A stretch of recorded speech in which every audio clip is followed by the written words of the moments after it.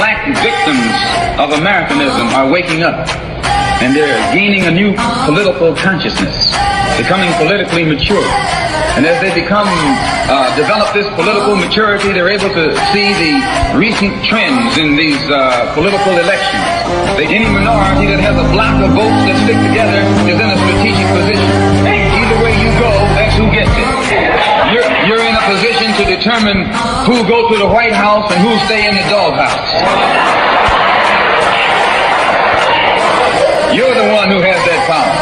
You and I have never seen democracy. All we've seen is hypocrisy. Today, look around America. We see America not through the eyes of someone who has enjoyed the fruits of Americanism. We see America through the eyes of someone who has been the victim of Americanism. We don't see any American dream. We've experienced only the American nightmare. We haven't benefited from America's democracy. We've only suffered from America's hypocrisy.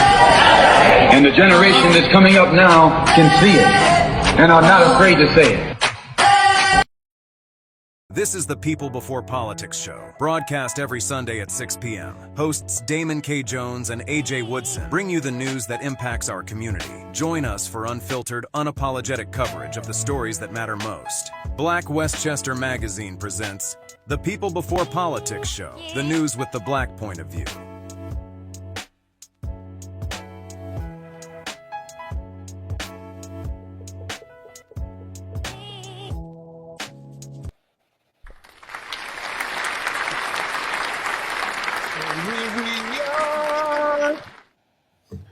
Yes. February 2nd, you are watching Black Westchester Presents the People Before Politics radio show. I am AJ Woodson, along with my partner in crime, Damon K. Jones. Welcome to the show. It's my birthday weekend. That's right, man. Happy birthday, my brother. Happy birthday. My birthday's officially Wednesday.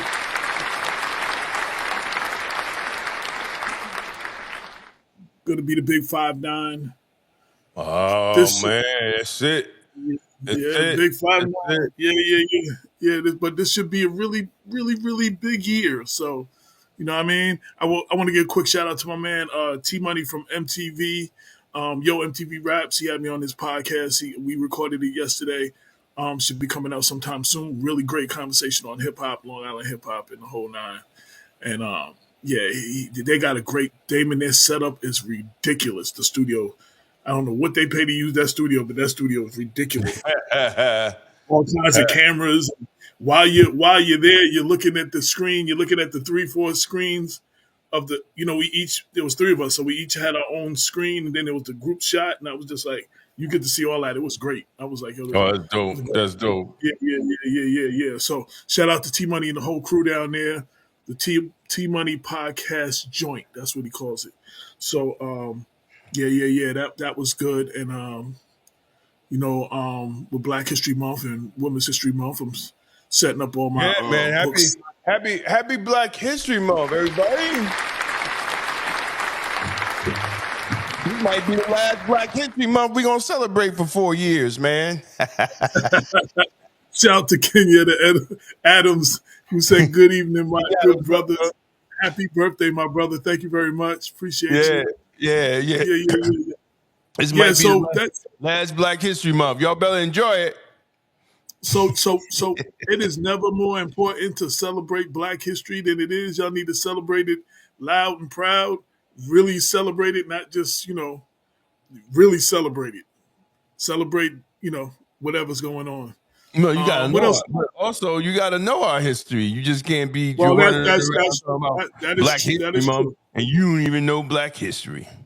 Yeah. It's a lot of One us. thing you know is Puffy's locked up, and 50 Cent and 50 Cent and Big Meech got a beef now. Oh, do they? Yeah, bro. They were good. It was all good just a week ago. Because he's rocking with Rick Ross. So 50. 50's right. Meech is rocking with Rick Ross. He's starting That's funny because they was extorting him in the early days because he kept using Big Meats and all their names and BMF's name and their records, and everywhere there was a BMF, dude couldn't do a show unless he had to. They was extorting him a little bit in the beginning. Well, It wasn't safe. It wasn't safe for him to Rick go. Ross? He was extorting Rick Yeah. Ross? Yeah, because he was running. He had the record. I think I'm Big Meech, Larry Hoover, and he was talking about BMF and all this stuff. Oh, yeah. And they were like, "Yo, dude, you don't rock with us like that." And he was getting fame off their name, like, you know what I'm saying? It was a. I don't know the whole story. I know it was a problem for a minute though, and he couldn't go to some cities. It was a problem for a minute. I don't know what happened. Somebody might got paid off something. I don't know what happened, but yeah. Oh, so you talked about Diddy. So they January 30th, they did a revision in the indictment and added more charges. And if convicted, he could do life in jail. Jesus Christ, he's done. And the indictment include paying off the hotel worker $10,000 for that videotape for Cassie. That's in there. Some kidnapping, some other stuff, some drug related stuff. I was like, he's never coming home. And this is no. But Trump said he gonna pardon him. So Trump ain't said, man. Trump ain't pardoning no P Diddy, bro. he pardoned him and Eric Adams. He pardoned both of them. They probably can pardon Eric because Eric's case is really weak. Well, Eric's case might not see the light of day. Eric's case might get canceled. Yeah. Eric's case, from the people that I talk to, I haven't talked to Eric, but the people I talk to around Eric, that I know that his case is weak. Whatever the guy, Damien, whatever his name is, it's a very weak case. It's a very weak case. And what hurts people with weak cases is that you have to spend so much money in legal fees, just to defend yourself. And that's the messed up thing about, and people that were watching the confirmations, even with the head of the DOJ and even Cash Patel, how they weaponize, the court system. You can't say it one way because Joe Biden pardoned his whole family because he said that the court system was weaponized that he was president of. So I don't understand. I don't understand. I really don't understand that logic. But he couldn't do a blanket. Jon Stewart had the best take. Jon Stewart from The Daily Show had the best take on presidential pardons. He was like, "Yo, don't hate the player, hate the founding fathers. The founding fathers gave him the presidential right to do pardons as he see fit, whoever the president is." No, I get it. I get it. Yeah. So while I might not agree, like people might not agree with the people that's being pardoned. That's the power that the president was given. So you can't hate the player. No, yeah. I'm not. I'm just bringing up the bullshit. No, I'm not talking about you, but I'm saying people that got a problem. That's the power given to the president in the Constitution. And here's the thing. Here's the thing. Here's my thing about pardons. If you did nothing wrong, why are you taking a pardon? If Fauci didn't do anything wrong, why did he take the pardon? If the January 6th committee chairs, which that's what he gave the pardons to, if they didn't do nothing wrong in the January 6th investigation, why are you taking the pardons? Taking a pardon is still a mission of guilt. Because if you did do nothing wrong, why are you getting a pardon for something? If you ain't doing nothing wrong. We have seen people that didn't do nothing wrong that have had the justice system come after them. Hey, no. Hey, listen, no, I get it. I get it. I get it. Doing nothing wrong does not stop an investigation from coming after you. Well, I mean, it goes both ways, right? So the whole thing is, at the end of the day, don't start none, won't be none. You know what I'm saying? I mean, the only thing, nobody been talking about this shit. If you ain't trying to put this put this man, orange-haired man, in jail for the last 4 years. We wouldn't Only even thing I have have to this. say We about wouldn't be it, having this conversation.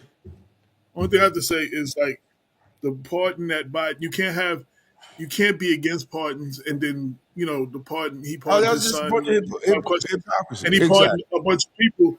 So I mean, you either can't have it both ways. Either you're against pardons all around, or the president have the right to pardon who he wants to pardon, and that's, I Right. mean, I don't have to agree. Like it's not a matter of if I agree with the people that was pardoned. That's a debate we could have. Should these people have been pardoned? We could have that debate all day, and everybody's going to have their feel on both sides of it. Republicans going to feel one way. These people shouldn't have been pardoned. Joe, his son shouldn't have been pardoned. The Democrats going to feel that January 6th and all of them people shouldn't have been pardoned. But that is the power of the presidency as it stands right now, No. and No. that's the bottom Exactly. line. So But like we say about we get mad at sometimes you get mad at the DA or somebody like that. They're defending the laws that are on the books at the time. If you got a problem, you don't have a problem with the DA. You got a problem with the law.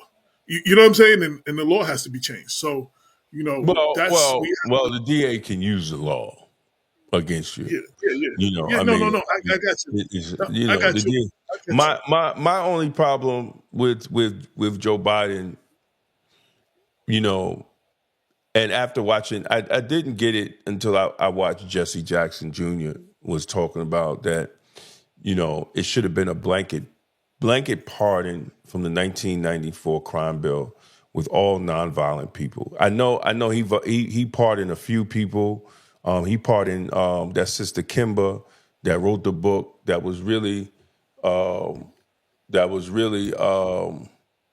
the the face of nonviolent felons being caught up in the crime bill. Now he pardoned her, but even like Jesse Jackson was hoping that it'd be like an emancipation pardoning, that all nonviolent felons would be pardoned. And I think to right the wrong from the 1992 crime bill, and when anybody So you talking brings about up all violent felons, non-violent felons that were arrested absolutely, within that bill. No. absolutely, You yeah. didn't say that part. You just said all non-violent felons. Yeah. Yeah, All yeah. nonviolent felons from the 1992 crime bill. I'm gonna make Right. that And I make just it want to clear so people yeah before understand what somebody I'm saying. send that clip of just you saying that all Right, non-violent right. felons. All nonviolent felons from the 1990. Well, I mean, anybody smart. It's only on federal level. So all nonviolent felons from the 1990 that got caught up in the 1992 crime bill, and we know it was hundreds and thousands of them. Right? He should have just pardoned because he was the voice of that bill. I really don't care. You could go pull it up. He was the voice and the sponsor, and he was proud about being the sponsor of the bill. So, Well, so everybody was proud of that. The Congressional Black Caucus, everybody was proud of that bill at the time because because we got of, caught. of the era. It was the era, the crack era that Right, took right. over. But This was at see, another we got level. Yeah. caught. We got caught. We got caught. I was in the National Black Police Association. Ron Hampton and all of them was screaming loud and clear, but we didn't have social media back then. That this bill was going to do that much damage to the black community. Black law enforcement, Unintentional damage. Yeah. black law enforcement, they were screaming, but it wasn't shit. We barely had cell phones in 1992. To even So what we do is we demand something. Something needed to be done because of the crack era. So we demanded that they do something, and we wasn't specific in what we wanted, and they did what they did. What they did, and every Mhm. time we demand something like this done. We're never specific in what we want done. So they be like, "Oh yeah, we'll give you that," and because they they constantly put give us. everything they want on top of it. Yeah. No, because because this is the problem with black leadership, and this is the problem with black politicians, right? We don't put again. we don't put community before party. Right? We don't put community for party. We put party before community. So the party is going to tell us what we need in the black community instead of the black community telling the party, this is what we need you to do. And if you're not doing A, B, and C, and D, you're not going to get our votes. We haven't done that yet. And we still don't do it. So we have to get to that point, in black cities and in establishing black political power, that whether it's like local agendas or county agendas or state or even a national agenda, but even just locally, like we don't even do that. We don't even do that locally, with our power in politics. If we have the majority of the city, we're not. I talk to people every day in text. I'm like, look, if you ain't got no agenda, forget about it. The old saying, if you don't plan, you plan to fail. Right? We haven't had we haven't had an actual a black agenda on what we needed. We still don't have it. And crazy thing is, we jump off the ledge on what's going on the national level. And I keep going back to, we have more control on the local level. And that is where you can make the change. You know what I'm saying? And you can be most effective creating an agenda, like Damon said, on your local level, getting the people in place, getting systems in place in your local level. You have more control than what's going on the national level.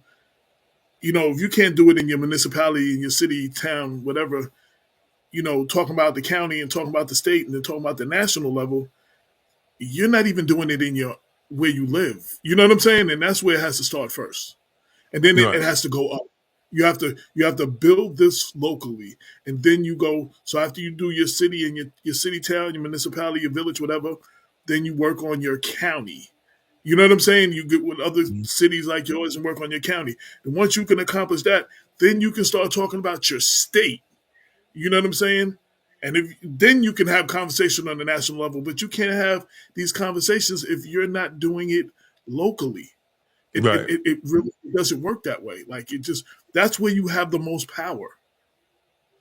No, you're absolutely correct. You're absolutely correct. We jump off the cliff on these. Look, even on the county level, we got a special election going on. Damien, I went to vote today. After church, I was number 6. I was number 6. Dude, I'm not. I'm not. 6 people voted at that point. And I heard from poll workers yesterday. It was hardly anybody there. This is your local. This is where you can make a difference right now. Like, that's your county. You have more control on your county than you do on the president or even the governor. And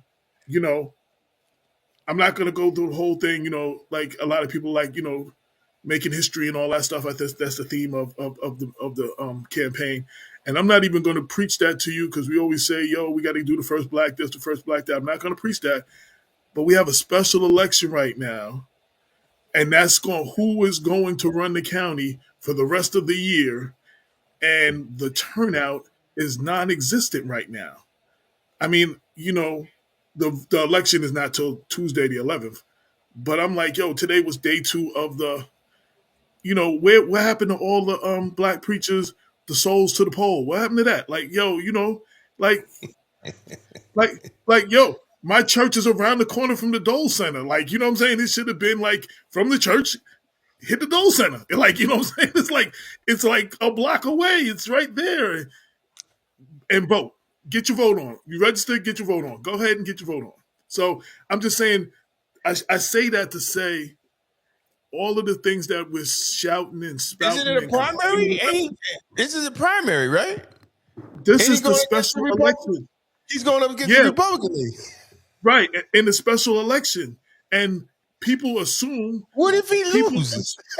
Right, Right. People assuming he's Yo, good. that Like would it's be a done messed deal. up, man. People are That would assuming it's be. a done deal. Like he got this. Oh my You God. have to go show up. The Oh Republicans my win. God. When you have a Democratic Oh. heavy area, the only way Republicans win is when Democrats don't show up. Like, yo, like, or like Yeah. Astorino, when you get big black preachers to endorse you. That's the only way you win in a heavy Democratic area. That's like, yo. So she don't have the endorsements of the black preachers. So the more How y'all many that don't people? go out, How many people was in your district? How many huh? people? How many people voted in your district today? I was number 6 at like around noon. I was number 6. I think the poll opened at 9 or something. I was number 6. Well, let's just Now maybe 11 o'clock let's just churches. let's just hope. How many days till the actual election? The election is Tuesday the 12th, the 11th. So there's early voting all the way We got up to time. We got next time. Sunday. We got time. You know, No, no, black folks always late to the party, man. We but got time.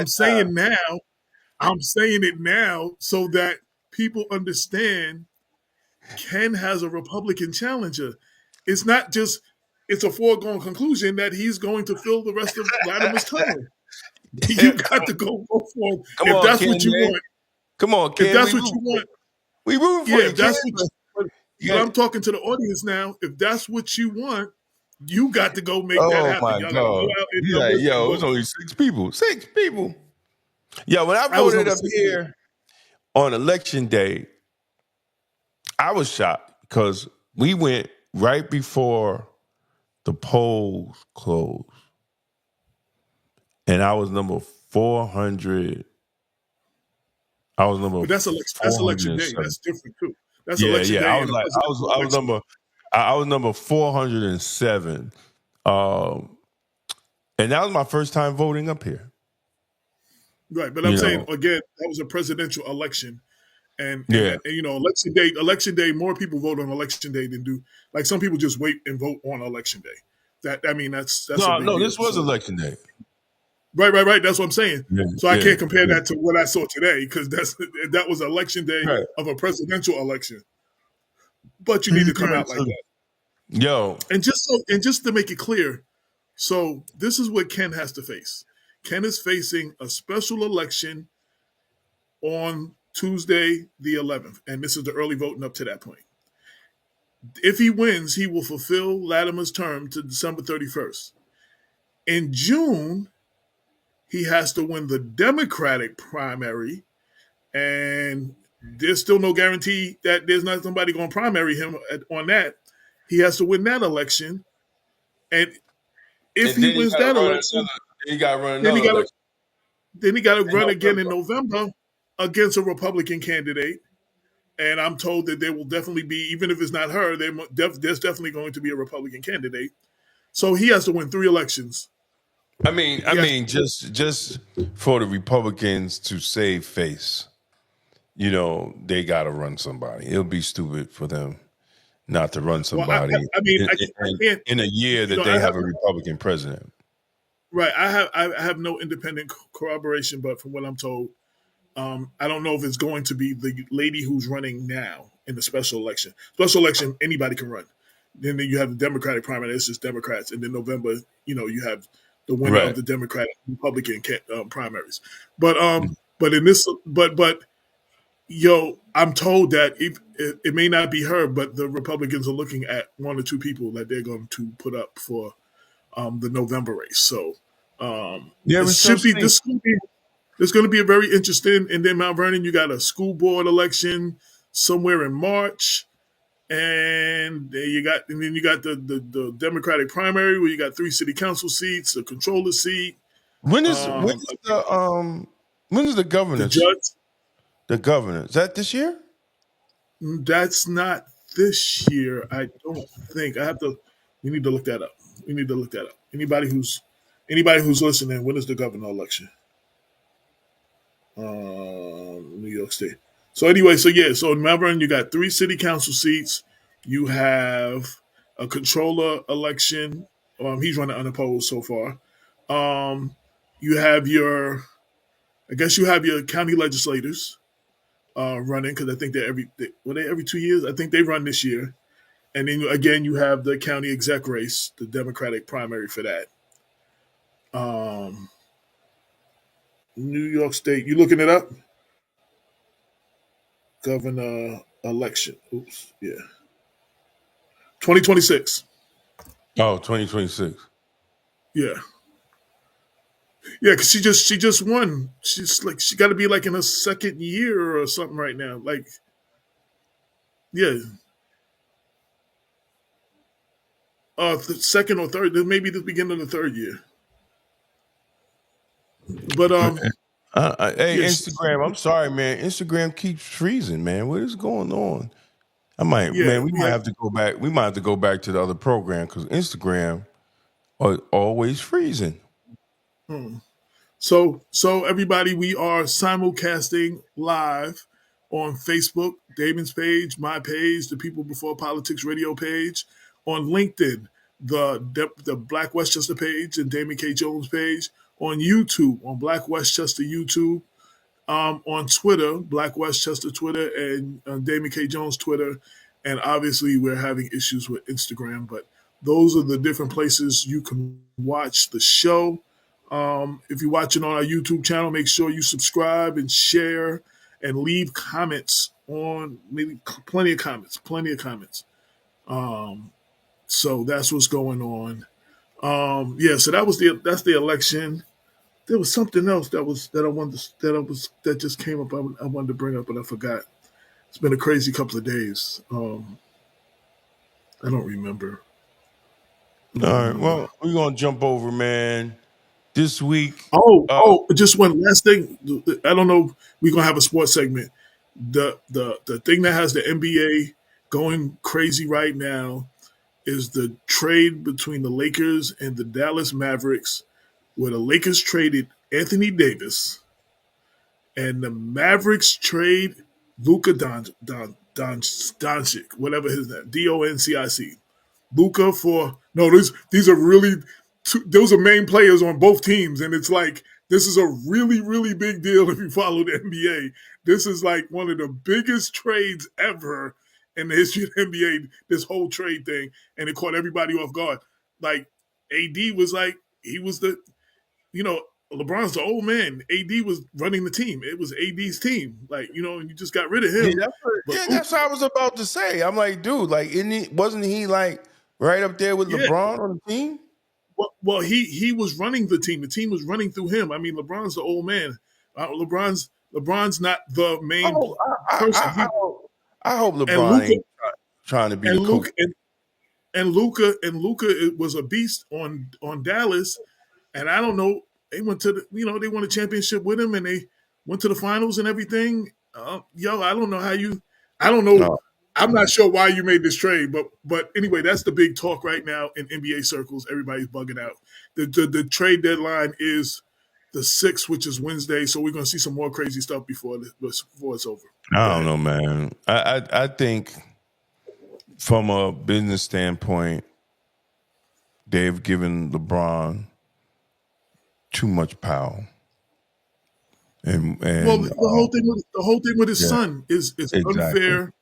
It's unfair to his Exactly. son. There's a lot of good players that came out of college. They went to college. They didn't get drafted. They went through the G League and had to work their way up. And he has a roster spot on the Lakers. Like he has a roster spot. Well, hey, They listen, they, they he you has to know know. He has to know when your father retire, you're getting traded. Like well it or just you're you're, not you're traded. not. No. We're going back to the G League. Other team is taking him. The Well, G League, you're not even going to be on a professional team. You're going back to the G League where you should have been. You should have stayed in college another year or two. And you know what's crazy? A lot of black parents be like, "No, you going to college? You going to college?" It's crazy. Like his mom is not like that, especially since LeBron didn't go to college. Like so, he'd have been like the first one in their family to really go to wow. college, and you're going Mhm. to get an education. Shaq's mom made him promise, even if he dropped out, that he went back and got his degree. Shaq is Right. now going back to another degree. Right now, Right. he's finishing up another degree right now. So Like, and others people have said that too. Their parents made them promise when they came out early that they would go back and get their degree. You know what I'm saying? Right. He came out. He came out the first year after being injured, was like number 54 or something. Like, and he wasn't even doing good on the G League. Like, that's what I'm saying. Like, and he has a roster spot on that someone else could be. Some player could be taking up that spot that's worthy of a spot. Like, so that's kind of crazy. But we're gonna that's enough of crazy, that. man. All right, let's move into, man. And big shout out to all the NBA players. We gonna move into the scent of the week, man. Actually, it's the sense of the week. I'm not gonna go in detail in it. Please just tune in on Tuesday at 8 p.m. The video will be up.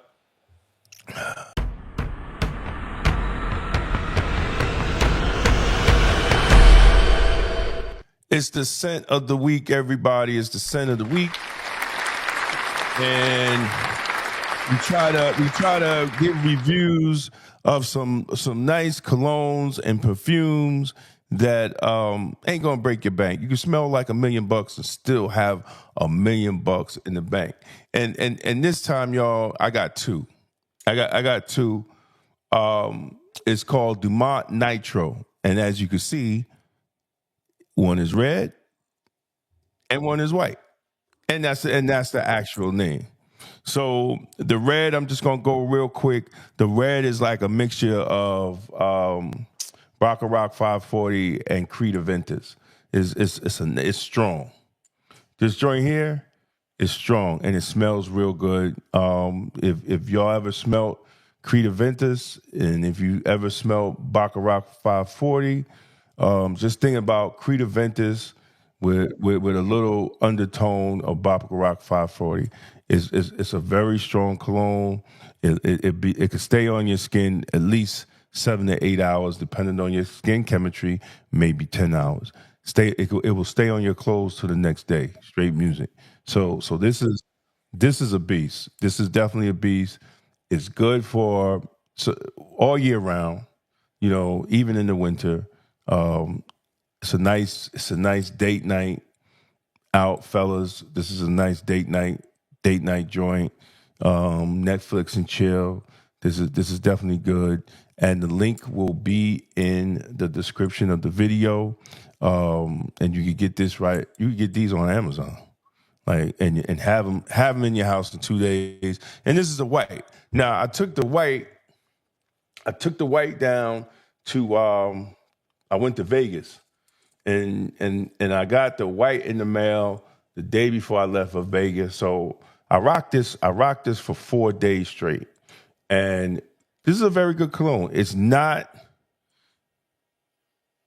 just a lemony, orangey, fresh smell, you know, with a little wood on the undertone. For me, it's very fresh. You could wear this. I think you could wear this all year long. I wouldn't do it in the hot summer of the day. I'll do it like in summer nights. I'll rock this in summer nights because you don't want it to be pungent. So, but this is a real freshie, and it doesn't last as long as the red. This will give you about 6 hours. This at least 8 to 10. So, but it's a good freshie, and these are not expensive, man. You know, the goal of just doing these reviews is, you know, professional women and men. This is more unisex, right? This has that Aventus, and that's like straight man. But this is a more unisex cologne. Women, some women can get over with this. You know, some women can't because it's a soft smell and it leaves like a powdery, like leather, woody scent when it becomes a body scent. So it's kind of it's really dope. I like it. You know, I like it. It's not bad. There's other ones that was definitely compliment killers. I didn't get no compliments with this. You know, my wife said it was all right. You know, but she's a hater sometimes. But you know, because I got all these colognes. But at the end of the day, this is real good because it's only gonna cost you like $30, right? 30, 35. I think this is a little more expensive because it's a little more popular. But definitely check it out. I'm going to do a deeper review of these on Tuesday. The video will be up. So check it out, and y'all could get the link. You can get it right off Amazon, have it to your house in 2 days. Ladies, Valentine's Day is coming up. You could get them both of these, and you ain't breaking the bank, and he'll appreciate it because these are nice smelling colognes, especially if you want to wear it to the office. If he's a professional guy, you want to wear it to the office. Both of these are nice. They're definitely nice. So that is it. We are out of here.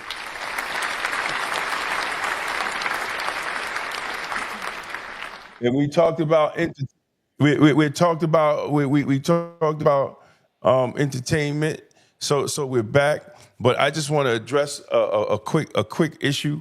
We got time for our guests. Come on. So I did a video, ladies and gentlemen. I did a video, and I was actually discussing. There's a project in Mount Vernon that A pending potential project. a pending project in Mount Vernon. I'm trying to find the damn thing now. Oh, here we go. There's a pending project in Mount Vernon. So, which I did my opinion on the project because I know both of the leading people of the development and the husband and wife. They're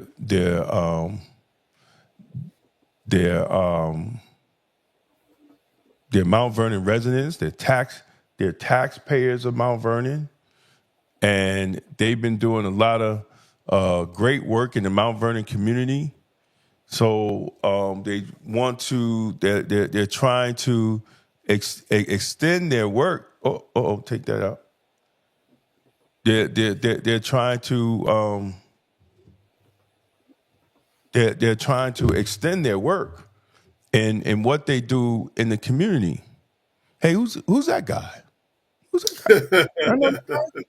Who is that guy? Anyway, who was that guy? Who's that? Well, anyway, You got a little free advertisement on the radio show. I text him. Was it yesterday or the day before? I said, "Yo, man, what the hell you doing on the front of my website?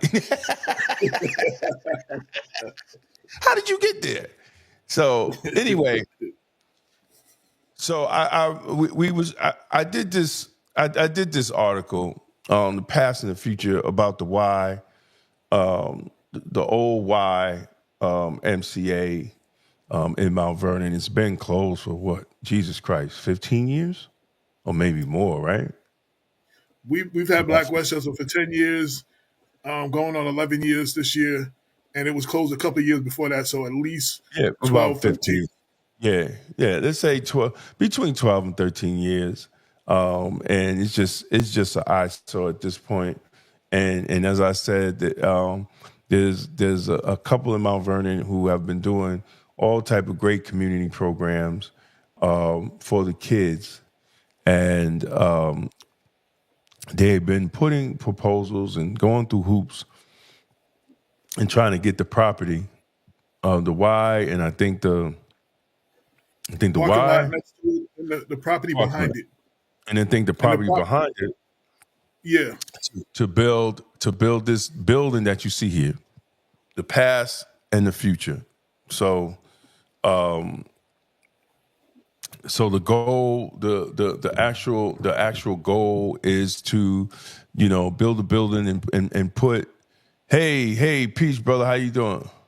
Yes. He said they brought the bill back. All right, congratulations, my brother. We gotta have you and your fighter come on. Exactly. And talk about the whole thing, talk about all that, and talk about all the great work you're doing too. To remind people, right? All the Absolutely, great work you're doing. Absolutely. Yeah. So these people have been doing work in the community. They've been doing work in the community As I stated in the article, they've been having computer classes for the kids. They be having different stem cell classes, and they had the program "Don't Strain the Drain." You know, no, because no project gets done without cronyism. Well, so the point is the point is, Mount Vernon have seen a lot of housing developers from outside of Mount Vernon, and these people are from Mount Vernon. They pay taxes in Mount Vernon, and they're trying to do good for the community. And they're not trying to have low income housing. It will be from 50,000 to 80,000. Now the average income in Mount Vernon is around 45,000. And there've been a lot of complaints that when the new buildings come up, a lot of people with even 50,000 make too much money to get into the buildings. Yes, stem cell. Yep, absolutely. So these brothers and sisters, man, they're trying to do something for the community. So I also did a video on it, and I was discussing it because it really doesn't make any sense. The city has no money. They just lost. And that's not. And before I want to stop right there. That's not even us saying that. I was on the town hall where the current mayor, Sean Patterson Howard, was on, a person who has worked for the YMCA, the company, the YMCA in Yonkers. She worked, before that, she worked with the YMCA in Mount Vernon. She told the people on the town hall and those watching, Mount Vernon does not have the money to rehab that building. And even if they were to find the money, they do not have the money to maintain the building. That's one part. And the other part that Mount Vernon has to get off their mind, that building is no longer the YMCA. The organization, the YMCA, has left Mount Vernon. They're not coming back. They're leaving other places in Westchester as well. I think you said White Plains or something too. Yeah, they left. They're leaving The YMCA left. The YWCA is still there. Right. And you still have those in Yonkers. But my point is, even though those letters may still be on that building, if they're still on the building, that is just an empty shell of a building that is no longer the YMCA. The organization, the YMCA, has left, and they're not coming back. Right. So right. Ernie Davis brought the building from them back then. That's what some people were saying. They should have right. He should have never bought the building. But now that he was doing work and then didn't make it to re-election. And that really killed him. So he couldn't continue. Well, the city didn't have the money to do anything with that building. Well, no, they didn't have the money then. It might have been a bad purchase. It was a bad decision. It was just a bad. Jack said the YMCA has left the building. Exactly. So can I say one more thing too? And I want to interrupt you. Huh? Can I say one more? I want to say one more thing. So yeah, go ahead.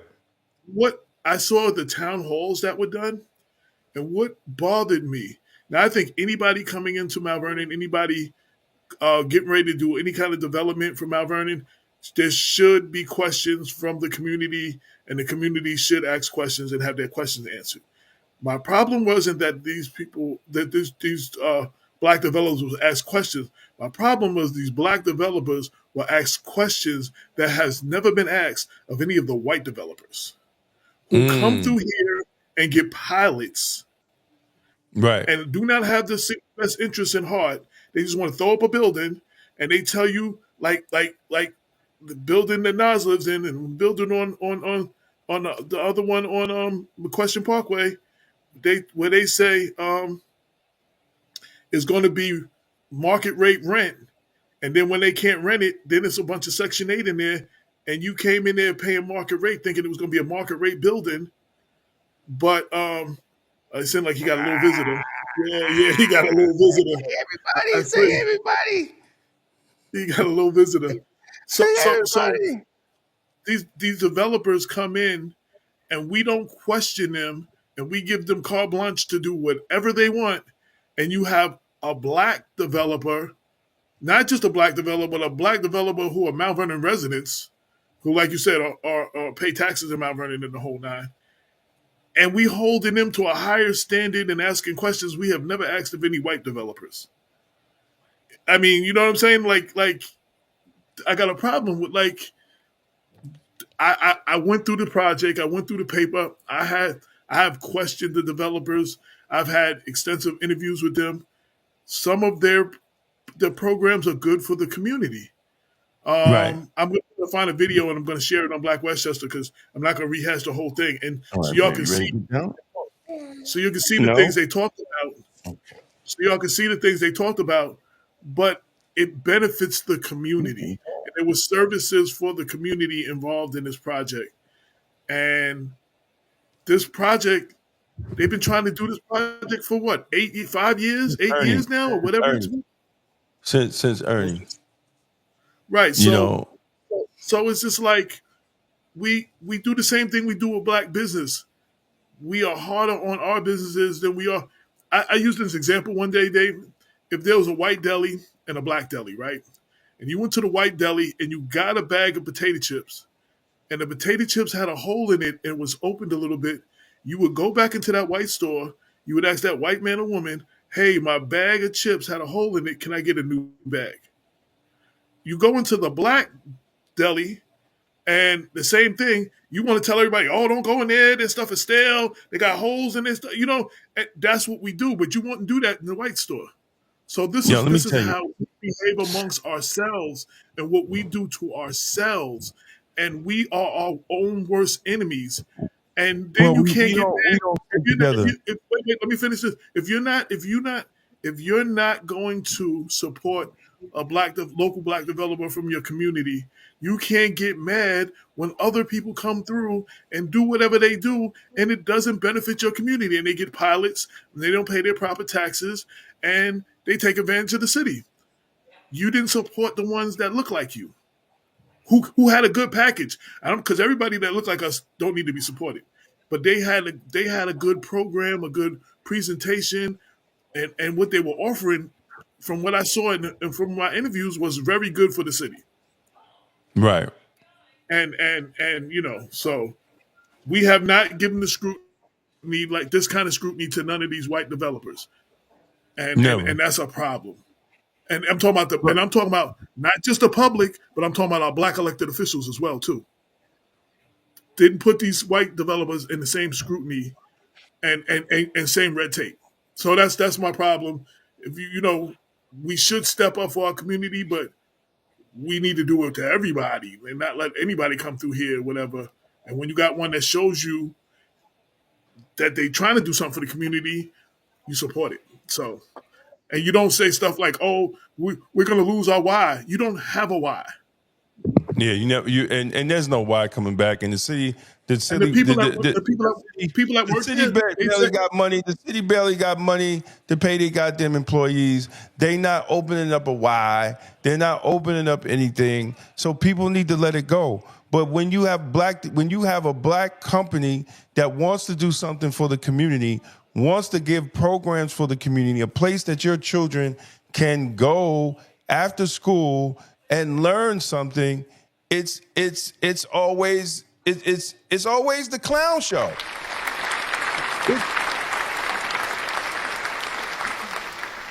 It's always the clown show. So how do we get around the nonsense?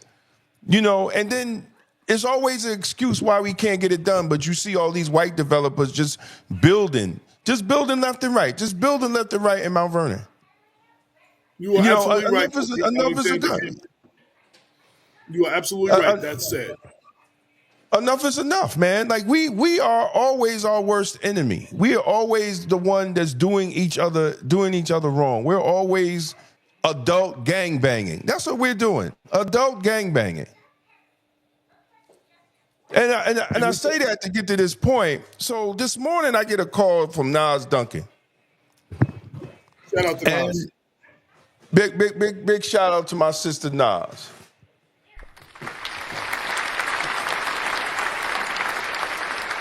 So all of a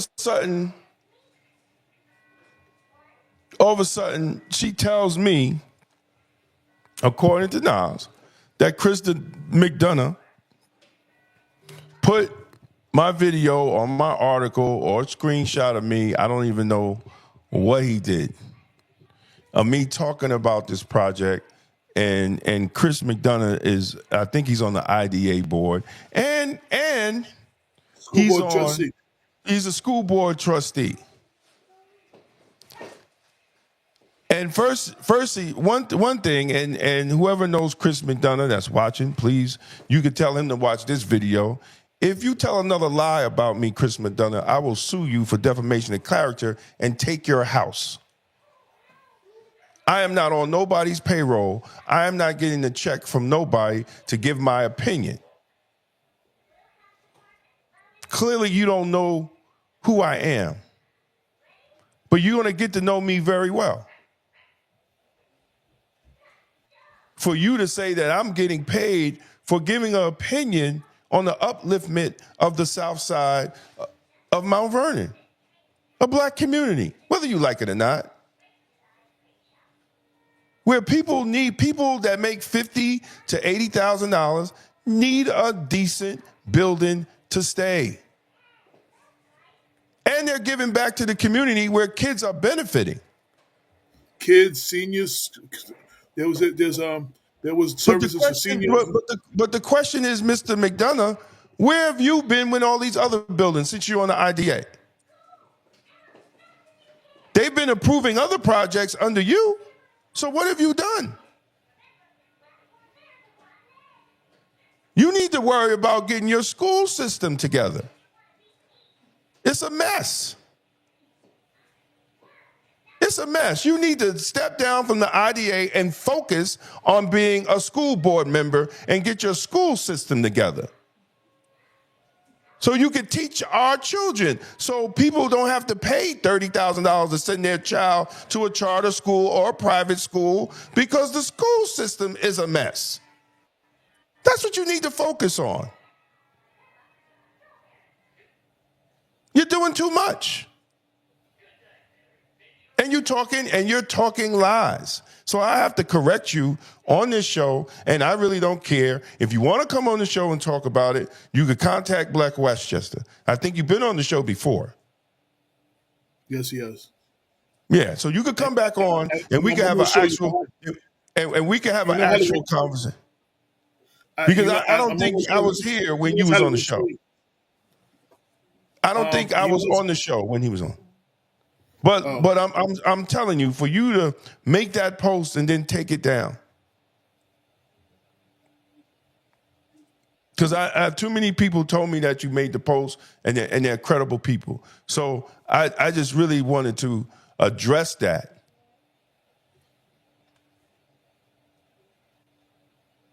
I just really wanted to address that because we're not. Look, I'm gonna make it clear for Chris Dunner and anybody else in Mount Vernon. We're not playing these. I'm not playing these Rich Atomic games this time. I'm not doing that. I'm not doing that. So when we have a disagreement, we could disagree like adults. We could debate it. But if you want to start calling names and telling lies, we're not doing that. I'll just sue you. I'll just sue you. But if I start talking about you, I'm going to talk about you as facts. I was discussing that these people from Mount Vernon that has been doing great work in the community, that get ready to be honored this month by the county exec and the Westchester Board of Legislators for the work that they're doing with Mount Vernon children. And not just Mount Vernon, too. They work with the young children. I'm sticking into Mount Vernon. No, but I'm just saying. Right, right. I just want to I'm say, not in trying addition to. to that, No. I'm not trying to just. I'm not trying to. So they could focus. They've been doing work for Mount Vernon children, and they need the opportunity, like they give everybody else, to build a building with services in it and apartments in it for working people.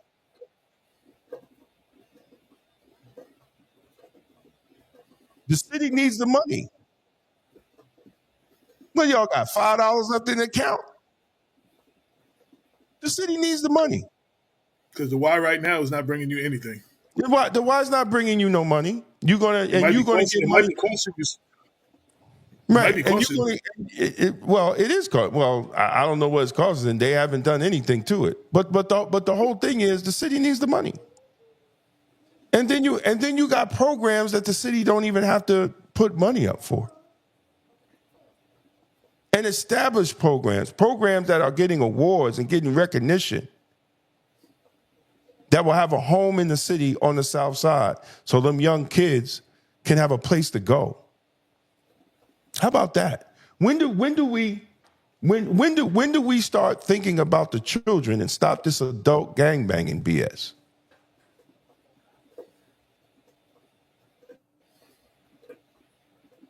When do we start it? I don't think thinking about children is. We don't think about children. I'm going to do an interview maybe tomorrow of a child who goes to one of the schools that's being closed, and she questioned the board. She questioned the trustees. Why do I have to suffer for your mistakes? And they would not. They refused to answer her question. And then she came to a board. The town hall. Then she came to a board meeting, and they refused to answer her question again. Well, you know And what? At this point, they're gonna have to. At this point, the city's gonna have to do something because soon they ain't gonna have no kids in the school. then you're gonna You get had, mad you because had, everybody's gonna go. When they go to charter schools and other in private schools, you're gonna get mad, and that your numbers are lower and lower and lower. well, then you're gonna have to close some schools. 6,000 kids in 16 schools is ridiculous. The math ain't mathing, bro. Now, if they worried about a name, and I just wrote an article. If they worried about a name on a school, take that name and put it on one of the open schools. Now let's get to educating our children and consolidate, because they're gonna lose more kids. They're gonna We lose had more our kids. guest. Our guest was here. I think they left. I don't know if they're still here. I don't see them no more. He went back out. He came in and went back out. Before I guess if he comes back, I do want to say one more thing that has happened this week. So dealing with the city and dealing with the school, the school district keeps talking about how the city owes the district all this money, and the Yo, money and the money, Jack said, move out of Mount Vernon like Damon did. like Damon did. So, yeah. But listen. Let me finish. Yo, you So stupid. the school district said that Mount Vernon the city of Mount Vernon owes them up 20 something millions of dollars, right? We're gonna get you right. We're gonna get right to you, Rich. Just gonna finish this point. We get right to you, Rich. So the controller explained it's uncollected taxes. Not like the city collected taxes and just didn't give them the money. The taxes haven't been collected. The school board a couple of years ago said, "Oh, we don't the city's not doing it right. We're gonna collect our own taxes now." So the school district got the rights to collect their own taxes and couldn't collect the taxes, and now they're going back to the city talking about we need your help. So the controller has released a full list of houses, all the homeowners that own taxes, and you had people like what's his name what's his name oh, what was dude's name? Horton? Yes. Is it Terrence? Is it Terrence Horton? Yeah. The developer.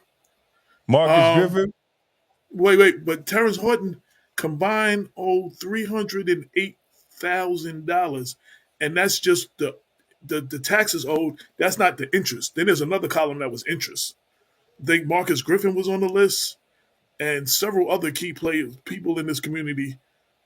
There's people owe six. There's some people that owe six figures. There's a lot of people owe six figures in taxes. Taxes hasn't been collected in a long time, evidently.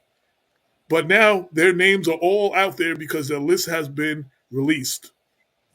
Well, And I'm trying to figure out, like, what is the process? You know, brother's coming on with finance. Maybe we can ask him, like, what stage did you get your house foreclosed? How much is it before they actually foreclose on your house, man? Jesus Christ. Listen, I had my HOA.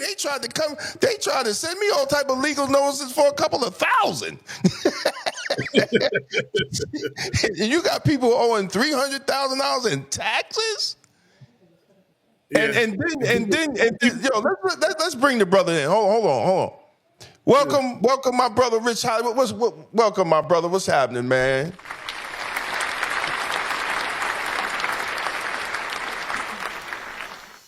Oh, wait a minute. Wait, you gotta take yourself off mute. there you go. There you go. How you doing, man? You're breaking up. Can you hear him? Nah, he's breaking. Yeah, you're breaking up. Yeah, you breaking up, brother. You going in? Yeah, I your don't know if audio. your connection. Yeah, your video's Yeah, I don't good, know if your but your connection audio. But it's your audio. is Look like you breaking up. got good connection. I'm gonna mute. There you go. Is that better? Oh, Hold on. You were good for a second. I don't know which. you You were were good for brother. a second, and that is every other word. Like that's what we're hearing. It's like every other word. All right. Mute me and I'm gonna move somewhere. Do me a favor. Why don't you try to go out? Are you on your cell phone or your computer? I was actually Do me a favor. Go out and come back in. And if Yeah. you're on Try a that. cell phone, try come back in. Try coming back in on your computer. got it. It might be better. Okay, yeah, it might be better. Yeah, absolutely. And as soon as you come back in, we'll put you on the screen. All right. Yes, I think something's the connection was the audio wasn't good, and Yo, what happened to my Jack is stupid. I'm not even messing with Jack. I'm not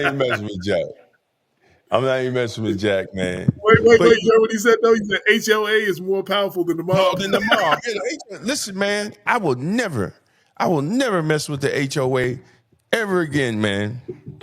And it was all on a dispute. And they just, hey, what's up, family? What's going on? What's up, brother? It's good seeing you, man. It's good seeing you, man. We got to talk, man. How's it going on down there, man? In New York City government, man. That's my man. But yeah, man, it was all over dispute, but it was crazy. It was definitely insane. You know, like that Crazy Eddie commercial. Insane. Remember that? it was. Yo, listen, man. Yo, I don't know why I don't have Afro Circus up here, man. I don't know what that is. Afro Circus. But I'm gonna put the list. We have the list. It's already in the drafts. I'm gonna put a couple of paragraphs with it, and tonight or tomorrow I'm gonna post that. Yeah, exactly. So I'm not trying to be. Already loaded up. It's already loaded up on the website. I just didn't get a chance to put it. I'm not trying to be mean or anything, but how can people have city jobs and city contracts and owe that much money in back taxes?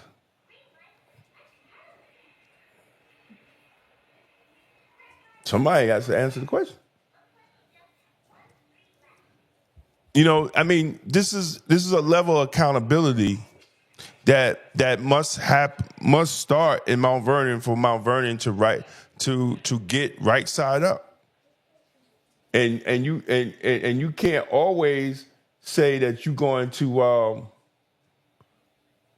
You can't always say that you're going to just raise taxes on the people that's being responsible. That's not fair. It's not fair at all. But I listen. So what, AJ? So what are they going to do? What are they going to do about collecting the taxes? Yeah. I don't know. I'm gonna put an email out to the controller now that he released the list. What's the next step? Try to get some information from him. Maybe see if he wants to come on and talk about the list and what the next steps are and this stuff. Yeah. Are they foreclosing or what are they going to do? So I That's think the when question. he gave his presentation before, he said something about um, getting the list out and the people that do come to him making some kind of payment, trying to work out payment plans with people and all that stuff. He's trying to do all that kind of stuff first, and again, this is me remembering from what he said before, and we're going to talk to him again on this. And when that don't work, then the next step is, I guess, the next legal steps have to be taken, foreclosure and all that other stuff. So, So um, I'm not so trying the to be. people now that your name is now that your name is out there, you have to reach out to the city and try to make some kind of payment arrangements or something. And if you don't, something there's going to be it's going to be action taken eventually. So, again, I'm going to reach out to the controller. Oh, whoa. Hold on. When is eventually? Like Well, no, that's what I'm saying. listen. I said I'm going to reach out. I don't want to speak for the controller, and I don't remember everything he said before. And so I said I will reach out to him and ask him the questions and see if he wants to come on for a quick interview, and we can have this conversation and let him tell you. So I'm not speaking for him, or I'm not misrepresenting anything he's saying, or or anything like that. So, and I'm trying to recall what he said before on the show, and what he said at the at the town hall forum that he had, the state of the financial state of the city. He mentioned he talked about all that, and that video for the financial state of the city is on Black Westchester, and you can watch that because he talks about that. So anybody who wants to see it, but we will reach out to him and see if he wants to come on or give me the information, and then he give me the information. I put it. He comes on. He can break it down and answer all those type of questions. So he doesn't mind answering questions about anything. So we'll reach out to him. I'll reach out to him tomorrow. No, that's what's up. If I don't hear from him later, because usually when we start bringing up his name a lot, he hears and I hear from him later. So I might I might hear from him later, but if I don't, I'll reach out to him tomorrow. Nah, Yeah. he's like, yo, like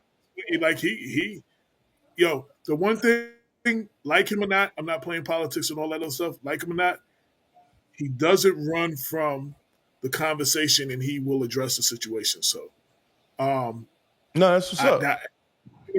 and that's all I can ask. I don't have to. It's still, I might not agree with you, but if you being forthcoming with the information, we're not used to that in Mount Vernon. We're used to them just not answering or trying to spin another narrative or talk about other things when we're trying to bring up these topics. We don't have to be elected. We've had in Mount Vernon that do that. So I'm going to give him the opportunity again to do that, and we'll see.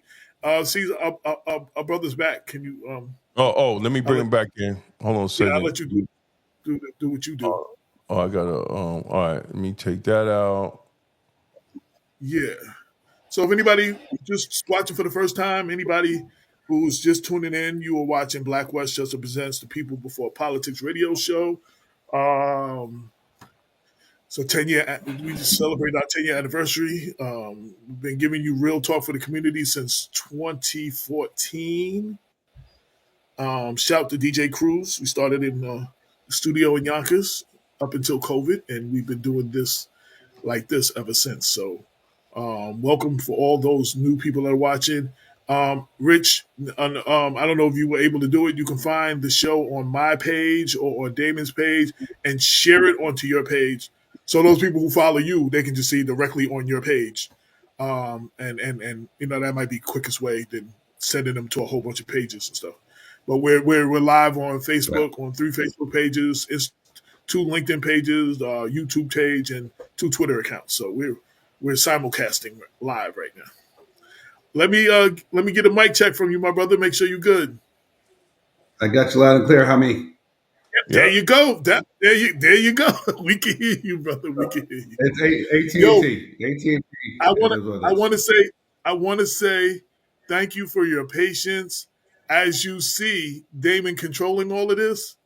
This system is not just a plug and play. You just put the video up. You see that didn't work last week, so Yeah, that last David week is that doing this. I got to a point. I got to a point. I just was straight transparent.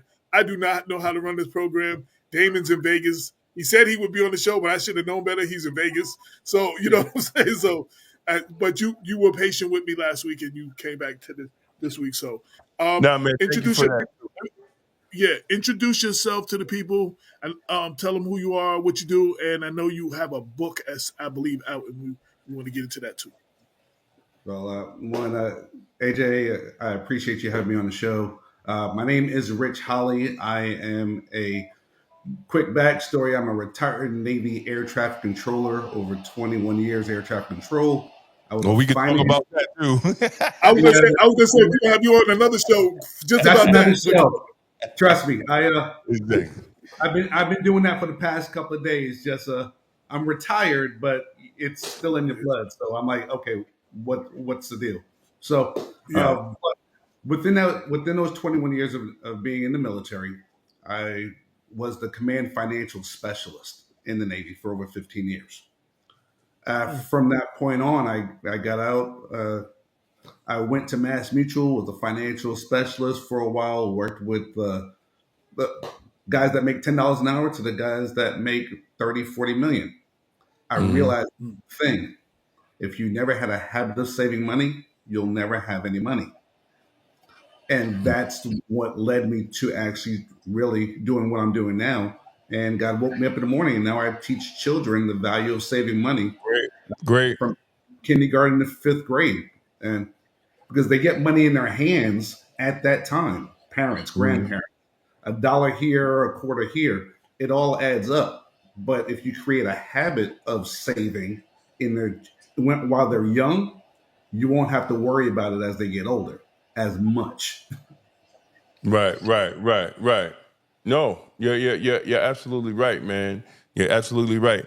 I think, man, like that's something. I've been telling people in the next 4 years under Trump that you have to get savings, stock, crypto. You know what I'm saying? Because that's where it's going, and black people we always get behind. We always catch up late. Because we get distracted about a lot of things. But I feel under this presidency, we need to really focus on our investing. What I realized that we're not you taught see, it. you even see, Say We're that just again, right, bro? right, right, right, we're not taught to do so. Right, right. When right. growing up, my family, they're educators. My mother was a superintendent coordinator for New York City. I have cousins and family members that are principals and teachers. The thing was that we were taught go to school, get good grades, get a good job. No one told us what to do with the money with that good job. Right, That was the missing piece. So I never blamed anybody because you can't blame somebody for what they don't know. They can't teach it. right. So now I took it upon myself to if we could educate the children about finance and really Mhm. talk to them and just make it fun. I teach math to kids with using money. But the first question I ask is, "Do you like math?" And they say no. I said, "Do you like money?" They all say yes. And then I said, "Well, Exactly. can I give a math problem using money? So if I give you four quarters and you take a quarter away, how much do you have?" They're like, "Oh, 75 cents." I said, "So what's 100 minus 75?" They go, 25. And they're like, "Oh, crap." Right, It's, right, right, right. you get, so I want go ahead, please. no. I didn't want. I wanted you to finish your thought. And then I wanted to ask you a question because talking about what Damon just said about currency and Mhm. crypto and stuff like that. Um, where do you see finances going? You had two rappers who just performed at either Trump inaugurations or inaugurations affiliated with Trump, Mhm. as in Snoop and Nelly, who got paid straight Bitcoin. Yeah. So talk about, like, we don't have these conversations on where we usually find out once it's happened, it happens. Where do you see things going as far as Bitcoin and crypto and all that stuff? So to be honest, I'm transparent, and I'm always the one to say if I don't know, I don't know. I don't know that much about it. Okay. The reason being, I Mhm. January 18th, Trump brought out his own coin Yeah. on Coinbase. Yeah. $6. Hmm. It opened up and that day it went to $75. Exactly. $6 on January Exactly. 18th. January 18th to the 19th, it went to 74 and change. So people that actually were in the know made a lot of money that day. Now Exactly. it's back, now it's back down into the 20s. Right. They flooded it, they made the money, and they got out of it. But Exactly. but if you're not watching that stuff, you're not. Hmm. And a lot of us black folks, just to be honest, we, lack of a better word, I always like to say, we've always been afraid of stuff. Hmm. It's always, oh, don't put the money in there because you might lose it. Well, no risk, no reward. But the risk that you take have to be a calculated risk. It's like anything. The stock market, it's still a gamble. You hope that you put money in it and it grows. But you have to understand that you can't watch it every day because you're going to give yourself a heart attack. Exactly. And those that are really successful diversify their stocks. They don't just have Yeah. stocks and Yeah. things. So while they're winning here, they may be losing here, but they Exactly. balance out. And they might have 10 things that lose and one thing that blows up that makes up for all of that and Exactly. then some. So Exactly. it's yeah. It's all about diversification. You have a diverse portfolio, and even I talk to a lot of my friends, and we're in the 50s now, and some of them still don't have a portfolio, and it's because they just were never trained to do it, or now they think they're too old to even be bothered with it. But Right. that's not the Right. case. I think there's always time. Yeah. It's interesting you said that because I know a lot of the work you're doing, and it makes sense to make any real change in anything. You need to teach the kids because those are the ones that's going to be the ones that they. It's going to be easier for them to learn, and they're going to be the future. And a Right. lot of older people are set in their ways. But for those who are just hearing these things, Bitcoin, diversification and crypto and stuff, it's there's still time. And someone said Bitcoin should be 5% of your investment portfolio.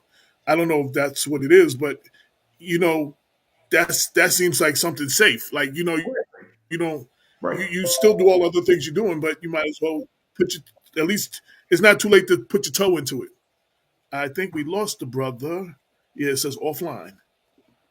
Oh So man. he should be back with us again.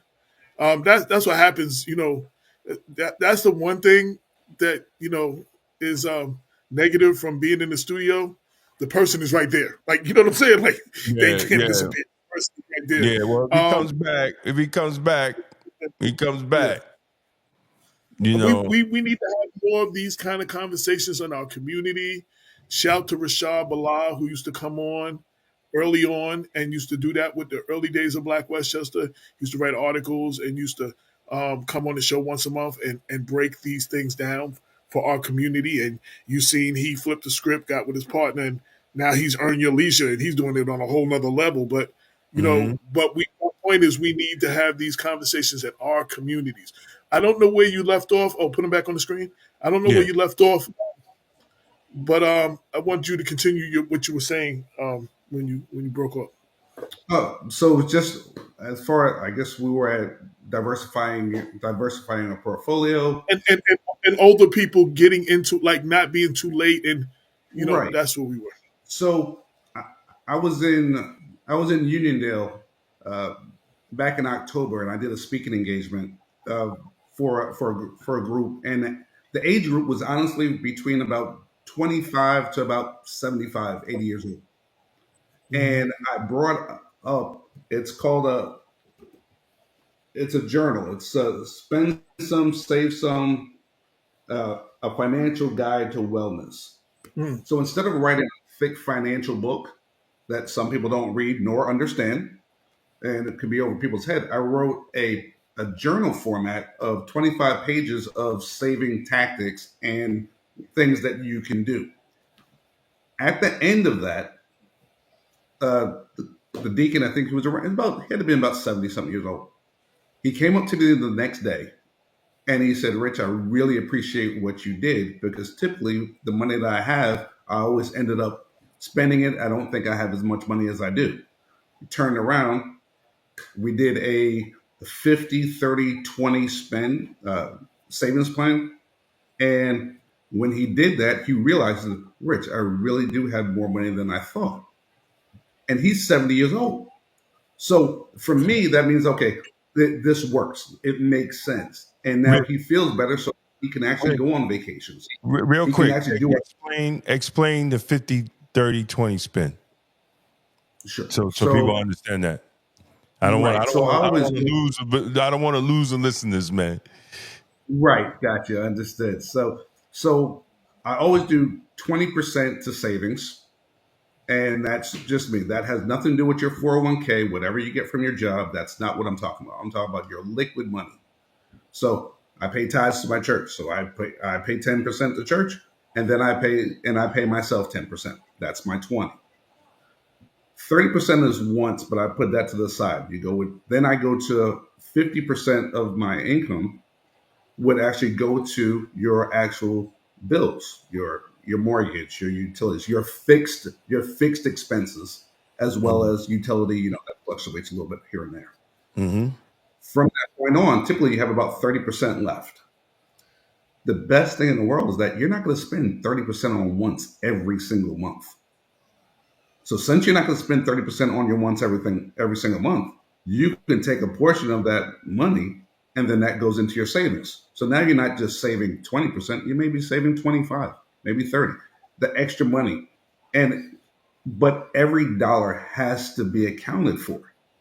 And when you do that way, it's going to be hard if you've never done it. I'm going to tell you, it's difficult for the first 2 to 3 months. But if you did it for 3 months, anything that you've done for 3 months becomes a habit. You're going to do it. And when you've done it, you'll be like, wow, I actually have some money set aside and this works. And then you can do less, you can do more from that point on. But let me stop you right there. For your people, because there's a lot of people living paycheck to paycheck, and they said there's a lot of people in this country that are 1 or 2 paychecks away from, being homeless or whatever. So for those people who can't live off 50% of the net, like their bills are more than that. You know what I'm saying? A lot of people might be hearing you and be like, yeah, but my bills come to 75% of mine. You know what I'm saying? Like that might be their percentage or whatever. right. What do you say? What do you say to them? So when you're in that situation, obviously your bills are almost your entire income. And Right. And we have a lot of people. That's a problem in itself, right? But if you're there, the question is, how do you get out? How do you save? When people say I can't save, I can almost guarantee, that people have more money than what they think. It's just how they spend their money. Right. Because if you're living okay and you still say, 70%, 75% of my income it goes to my bills and I'm only living off of 25%, but yet you're spending a bunch of money going out to eat, and then you're eating out here and then going to the movies and doing that stuff. I would almost guarantee that's 85% of those people who say that I cannot save. It's where they're spending their money. Uber Eats, Grubhub.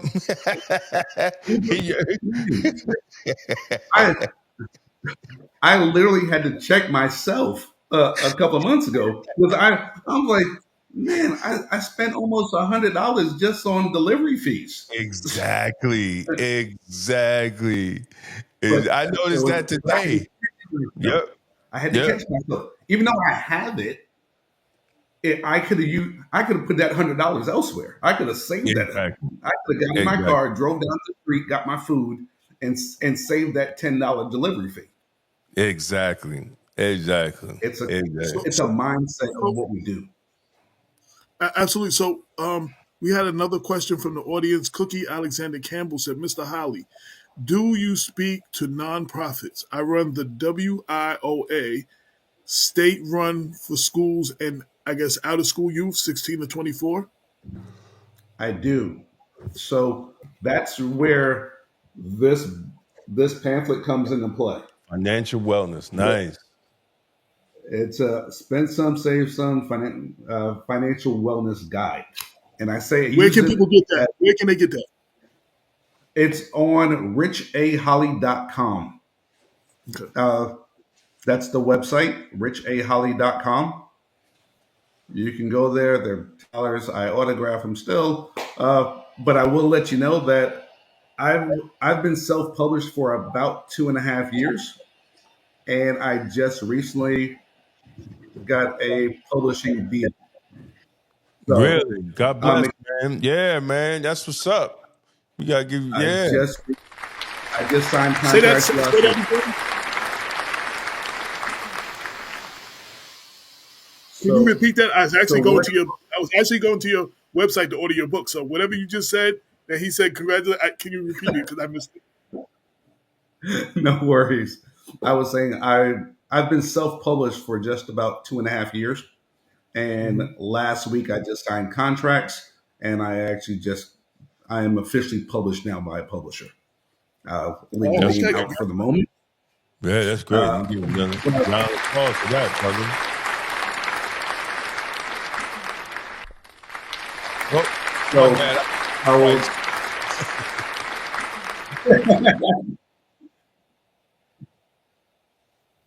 Yeah, uh, that's my great. phone number.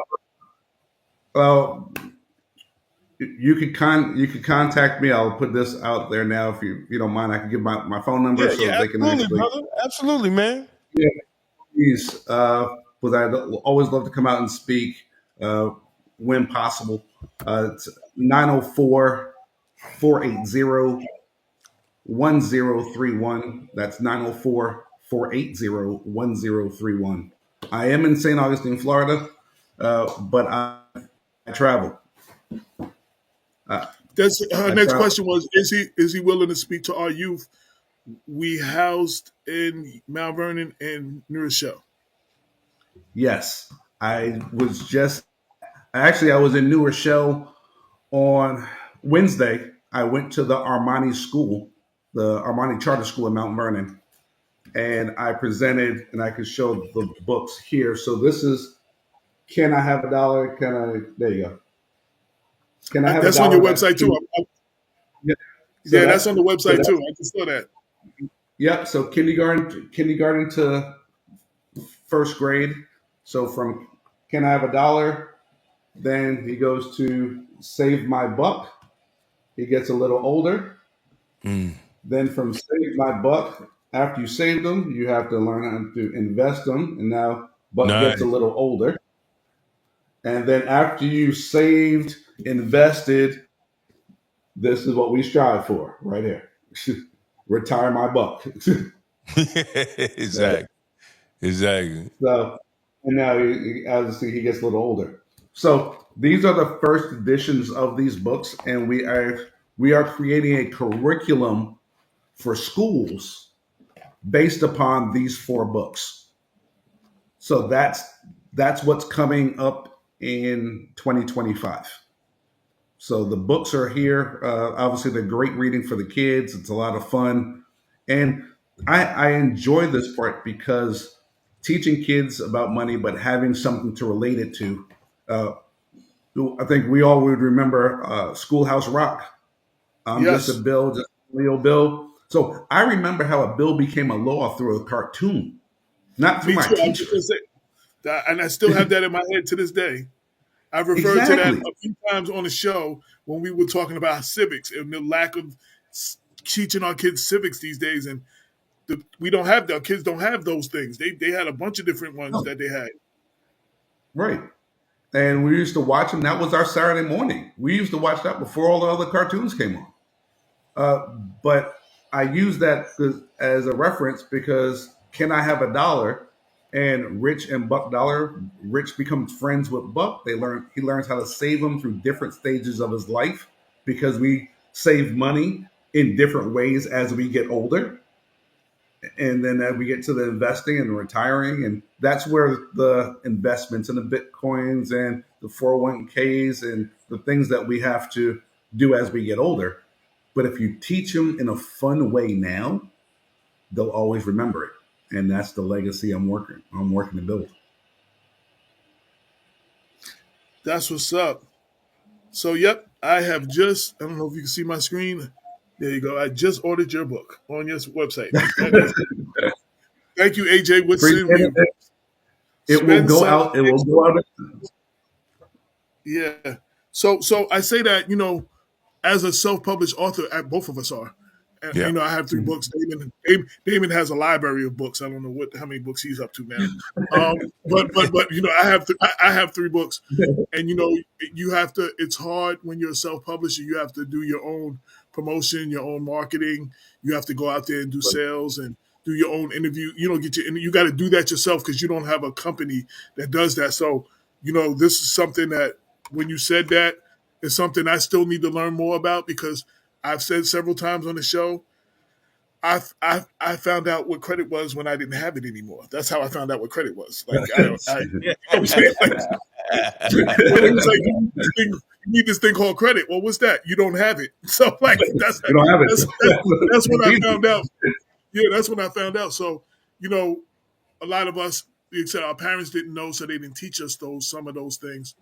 And I came up doing the way I was doing it, and so I'm trying to learn, now play catch up. So I just definitely ordered your book, and I'm definitely going to be getting into it, and we'll talk about I have you guide me in a couple of things after I read the book, and give me some suggestions. Listen there, and really that's why it's called a wellness guide. It's it's not the end all and be all. It's just a start to give ideas of. If you've never saved before, then yes, this will help. If you have saved before and you need some different ideas, then this is another thing. It's just a tool. Well, I think the last part of your book, the last part of your title is Guide to Financial Wellness. We talk about wellness a lot on this show. We talk about, your physical wellness, you're eating healthy, you're exercising. We don't talk enough about the financial wellness. For our communities to be healthy, we also need financial wellness in our community. That is a very big we thing that we lack in some of our communities. We're always working on our bodies and our diets and, you know what I'm saying, and other things, but we don't think of financial wellness. And I love that you use those words, financial wellness.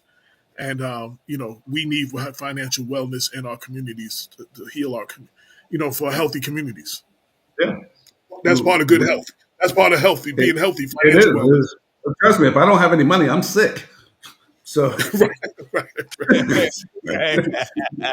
Exactly. Yeah, you're right about that, brother.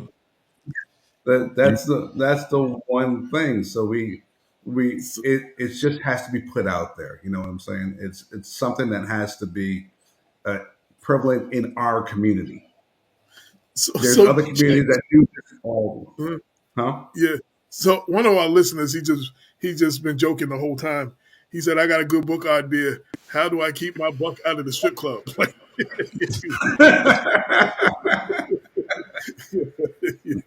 Yeah. So that's Jack too. He just having Prioritize. yeah. You got to diversify. Exactly. You can't spend it all on cinnamon. You got to. Right. Now I wanted to talk about what you just said about how the wellness financial wellness and your wellness as far as your food and your health and everything. You talked about eating out a lot, and you know, I started cooking more. First, I Mhm. changed to a partial plant based diet, and I was, I ordered a lot. You know what I'm saying? Now it's like a couple of days I was just like tired and I really didn't feel like cook, but I was just like, yo, I went down there and I threw something together real quick. You know what I mean? And I ended up saving money, and what I ate was way healthier than anything I was going to order. So you know what I'm saying? So that and you saving money, it also helps you in your wellness that way too. It does. Mm-hmm. I cook. I love the grill. Love seafood, and we went to Cheesecake Factory the other day, and the food is great by all means. But I looked at the bill and I'm like, Yes. I could have done so much more with this. I Yeah. said, I said I could have made the meal that's just as good for half the price of this, and then I would have been okay. But And you would have had, and you might have had leftovers for the next day or two. You like to for take for lunch lunch, or yeah. for lunch, man. So I'm gonna tell you what I did yesterday. Just because of that, I went and got some shrimp. I seasoned them up, and I just put them in the fridge and said, okay, well, they'll be nicely marinated, and I'll take care of those things tomorrow. And to be honest, that would be almost $100 meal if I went Right, out and bought it.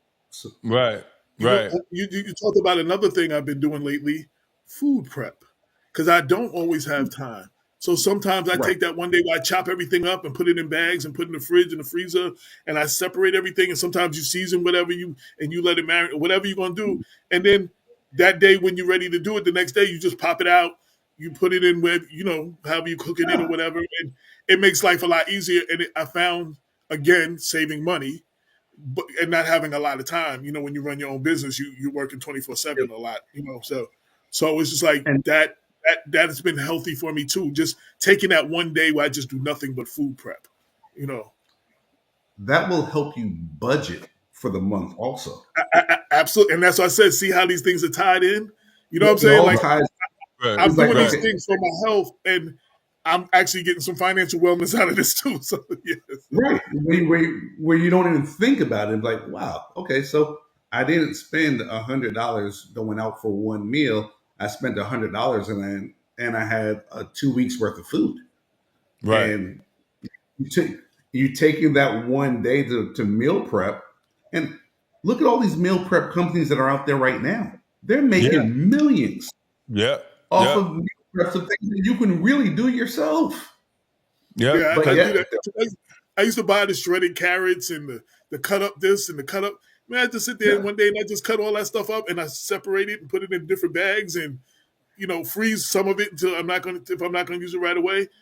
And I save money on buying just the already cut up stuff, and it's probably healthier and there's no preservatives and stuff in there and whatever they doing to keep it on the shelf.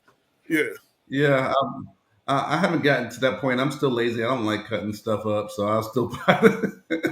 It's becoming therapeutic for me when you deal with politics and stuff like that and everything.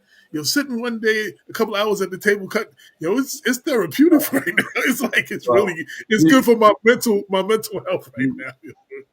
you have to remember, I was an air traffic controller for 21 years. I know Yes, all yes, about yeah, it. yes, yes, yes, yes, yes. So, Nah, that's good. Yeah, so, man. Go ahead. so I like what you're doing. Like I said, I brought your book. I encourage a lot of our listeners who are listening live or will listen to the video. A lot of people watch the video after the fact. Go to the website and we'll put it back on the screen or whatever. And buy this brother's book and check it out. And Absolutely. on the website, even the kids' book that you held up, that's also on the website. And I just Right, scanned all through it. And I'm four. sure, like, if all your communication people can communicate to you through the website, if they want to hire you to bring you in and all that, they They just go to the can. website. They Yeah. can just go to the website. There's places in there where it'll say book me to speak, whatever. If you need me, just put in the comments and someone will get back with you. If not that day, the very next day. Things have been extremely great the past couple of months. I Right now it's really traveling back and forth. Uh, like I said, I'm in St. Augustine, but I was in Mountain Vernon on Wednesday. and then had to come back and just what I do now, obviously, and I'll put that out there because we brought up the housing and economics. I work for Richmond American Homes, so I'm a sales site agent for a builder. So selling houses is what I do, and I understand the dynamic of our community and needing to own something, needing to own that house and how to do it. But here in Florida, there's things that are going on right now of how our the administration at hand is actually changing how the people that we have building houses are. It's actually being. It's going to be challenging. I'll use those Less words. regulations, I think, right? Like there's less regulations on a lot of stuff. It's not so. It's not so much the less regulation. What's going on? Uh, a lot of the people that are actually building the houses are the lot of the Latin community that we have that are doing our trusses and things of that nature. They're putting. Uh, I heard this earlier today that they're typically when we have people that are here, they're building stuff and then they send money back to their country. Well, they're starting to put regulations on that, and I I heard that earlier today. I was watching the Daily Show. Jon Stewart, he was like, "Yo, how can you build America and you're trying to get rid of all the people who have the hammers in their hand? Like, you know, to build it. Listen, How are you going to build listen. when you sending the people with the hammers in their hand back home? Like, how are you going to build America? Like, Well, listen. If you take the minority, if you take the minorities out, a salad's going to cost us $35. So well, it's yeah, just who's going to pick that? who's going to do the stuff, right? So that's really what it comes down to. So it's like, but at the same time, we just have to be mindful of where we're at and where we're going. So financial wellness is huge, and we just have to really just start. If we do it in a fun way, then the kids will actually enjoy it. They'll love it, and then the parents will be more inclined if they see their kid reading about finance. Then they like, oh, what you reading, what you doing, and the it's it'll be a legacy changing event. I as believe as that's as what. as a father of a 35-year-old daughter, I have to say that there are things that I have learned now from my daughter. Because we weren't taught these things. I'm learning. It's our job to teach them. At some point, we start learning. If we open ourselves up, we can learn from them. There's some stuff. So what Mhm. you're saying is you teach the kids. It sometimes have a trickle up effect. Sometimes, yeah, Yeah, it inspires you really.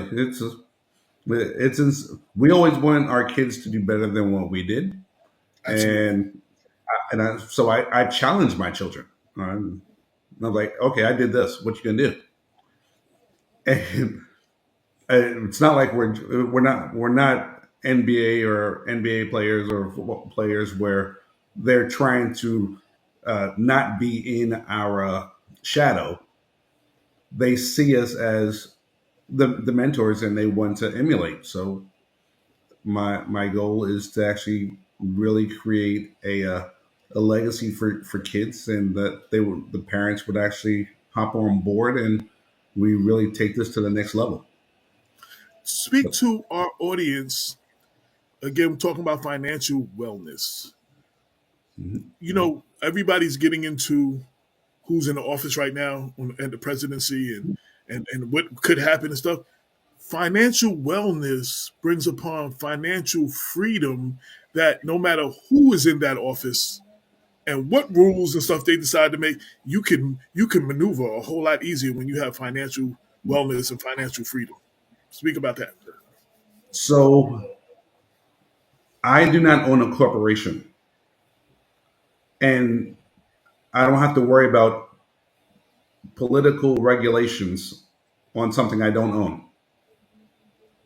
99% of us don't own those type of corporations. So the last time I checked, either we had a Democratic president or a Republican president. It never affected my daily outcome. So me getting up in the morning and going to work didn't change because we had a Republican or Democratic president. Me putting money aside for myself, for my family, did not was not affected by who the president is or was. So we really have to get out of the mindset of, oh, this is so bad, or this person is bad, or this person is good. Stay out of the social media game and the hoopla of everybody saying, oh, this is going to happen and that's going to happen. Take care of yourself and your family. And those things are going to be what's meaningful.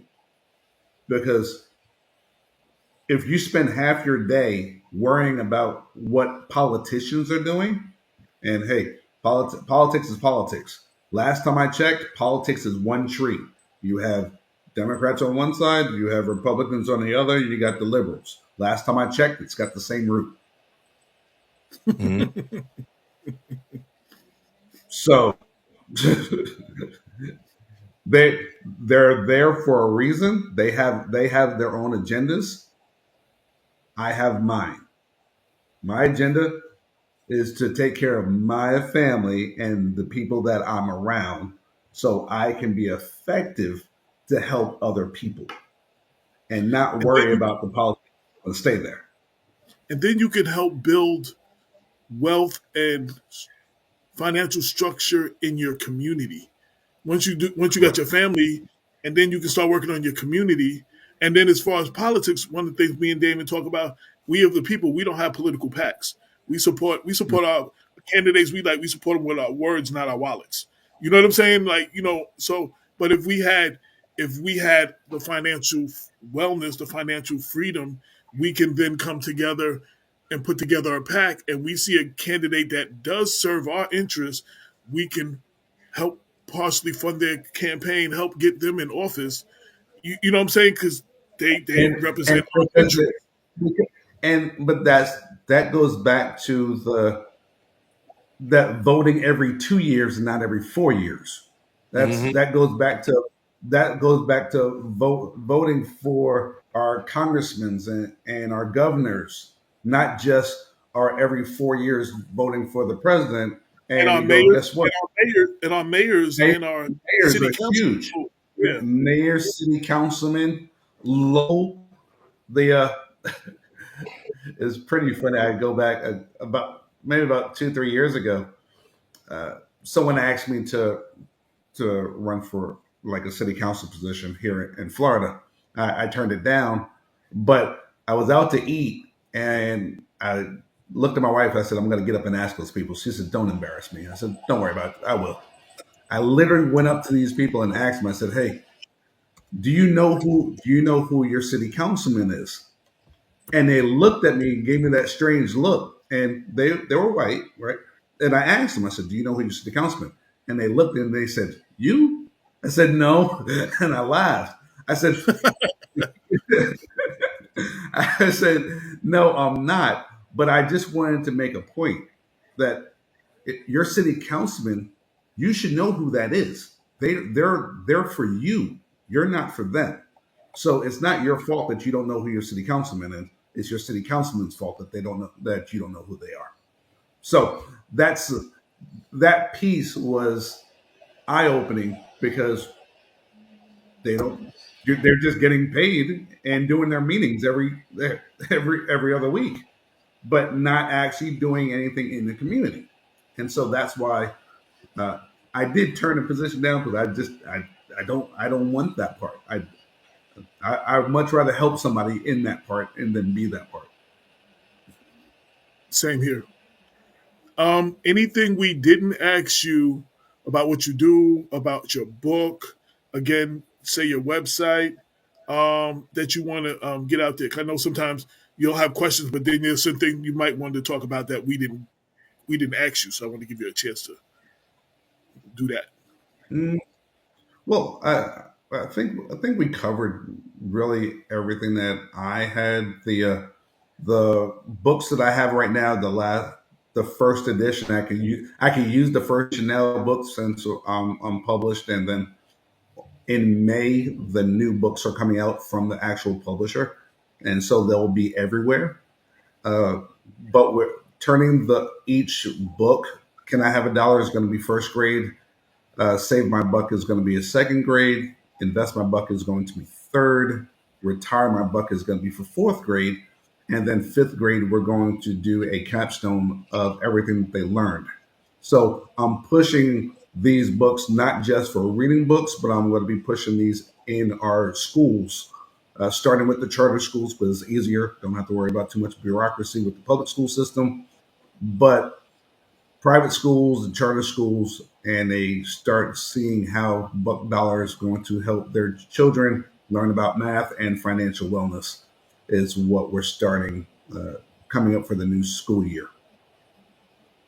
That's what's up. So, and having a publishing deal allows you to hire publicists and marketing people. You have other people. Um, like I guess I, you're working with Tracy Alexander.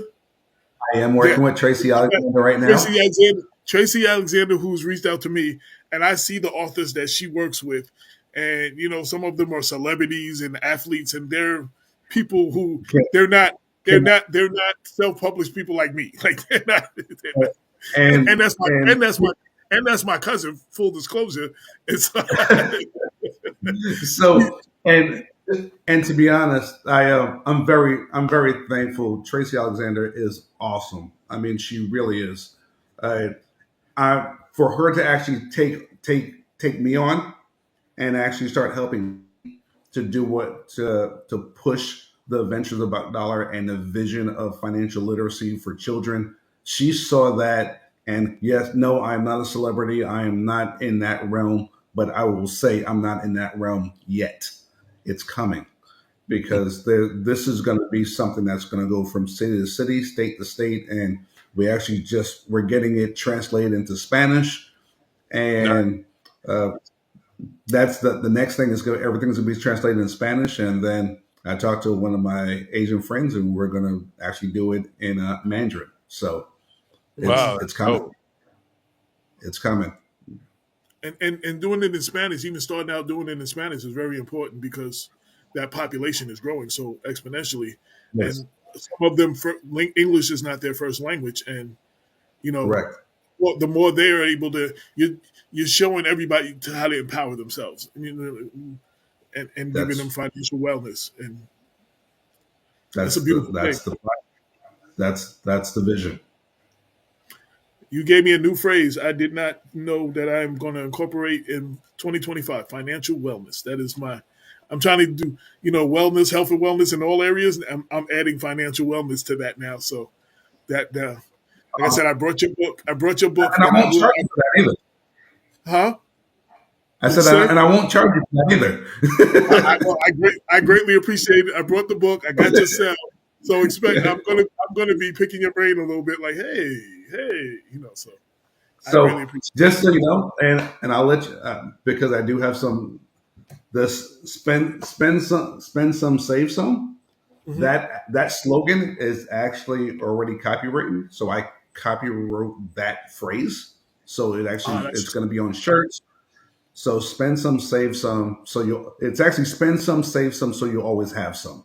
That's the actual phrase, mm, and that's what we're going to have it on shirts. We're going to put on billboards. It's going to be in your face of why if you spend some, you'll save some, so you'll have some, and that's the plan. now you just said something. So talk about why that's important.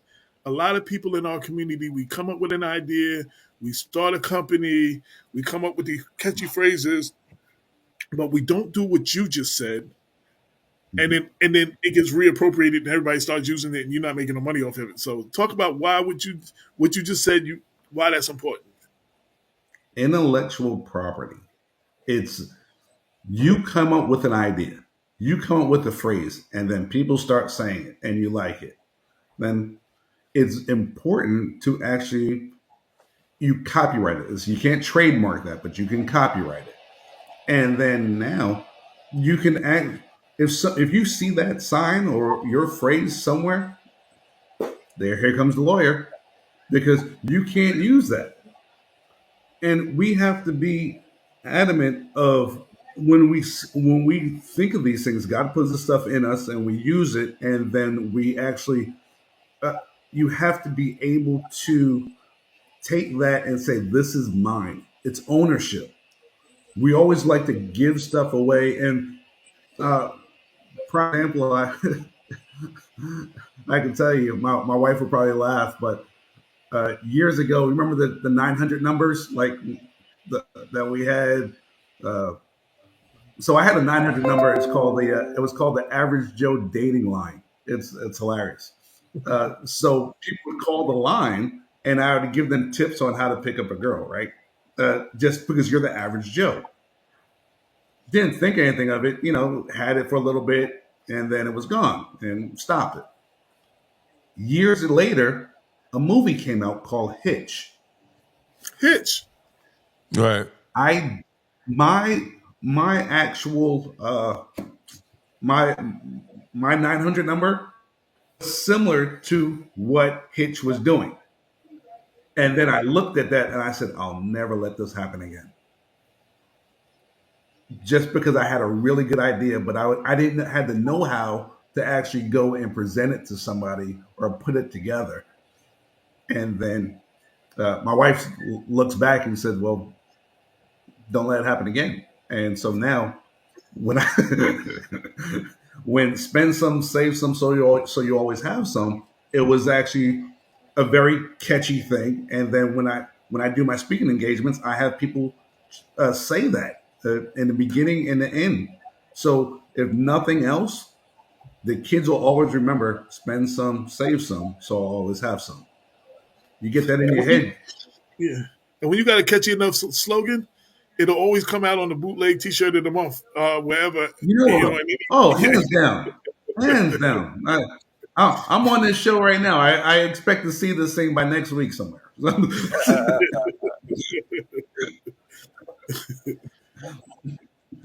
Damon, any but on questions? my Any last purpose, questions? Nah, I'm good, man. Like let us know when you always welcome to come on the show, brother. appreciate you.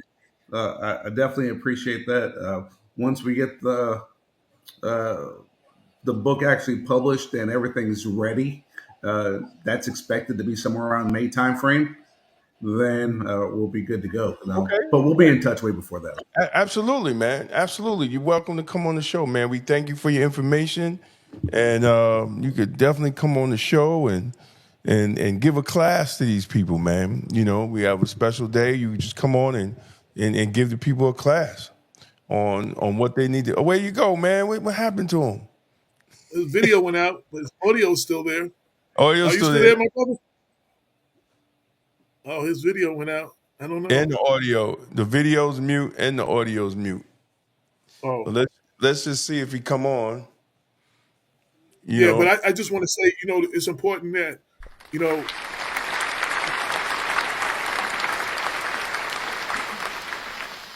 Tracy hit me a few times about doing the show, but and then Damon, we went down to Curry's show. We met another financial dude down there. We need to have more of that, those kind of discussions in our community, because we don't have these discussions. We don't have these discussions, and like I said, we haven't really had nobody like since Rashad. Right. Since Rashad went to Earn Your Leisure and did that, we don't have we haven't had enough of those kind of conversations on the show. So I think this was very good, and I wish my brother well in his endeavors, and I thank him for coming on. Give him a minute or two, see if he comes back. He's back. Oh, he's back. Oh, not on the screen. Yeah, the computer. Okay. Just dropped. I'm back. I don't hear. Yeah. AJ hit the eject button. Yeah, I hear him, AJ. I hear him. Yeah, I'm here. I see you. Oh, it's my computer because I got it on. I got YouTube on my TV, and I just turned it on. I'm watching them. So, so I hear you, but it's still a black box on my computer, though. I don't know. It's my computer, though. Exactly. But brother, thank you, man. Thank you for coming on. Thank you for having a conversation, man. It's real great. And maybe we got to bring you on to talk about all these airlines dropping like flies all over the country, man. That was just another. I I have my own opinion of kind of what happened because I was a tower supervisor, so Wow. I know what happens in air traffic control towers, Right, right, and I just I'm gonna leave it at that. right, There's a lot of and I always say this in any type of incident. It's never just one thing. right, It's never one reason why something happened. right, right, But, right. but I will say my plaque, my retirement plaque that's behind me says 400. My retirement plaque behind me says 445,000 non-incident hours. So out Wow. of no one Bless. died or got hurt while I was at work. So I think it was time for me to retire. Ooh. Yeah, yeah, yeah. Yeah, man. All right, brother. I want to thank you, man, for coming on. If you want to give people your information again, if they any way they needed to contact you, Yeah, the website. And everything. Sure, it's real easy. It's Rich RICHA Holley HOLLEY richaholly.com. And thank you, Rich. We appreciate it, man. We appreciate you. You're welcome to come on the show anytime, man. The doors is open for you, brother. thank you, Absolutely. man. I appreciate you both. Take care now. Yes, yes, yes. You know, as we are about to close out, yeah, it's 8:00. Yeah, as we're about to close out. Tomorrow, we're having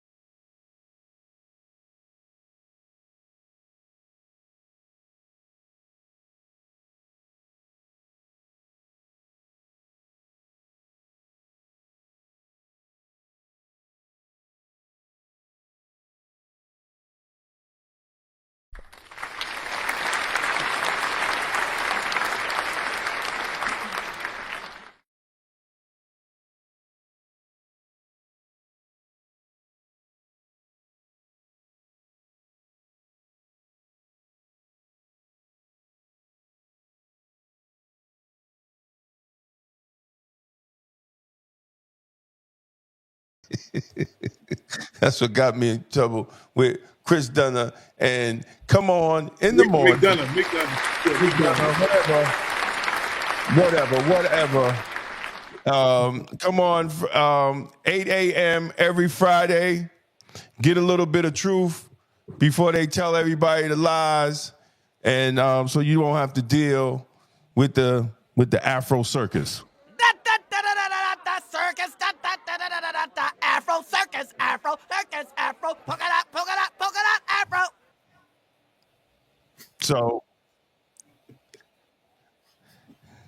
So, hey, God bless you, brother Kenyatta. God bless you, Yes, man. yes. What you say?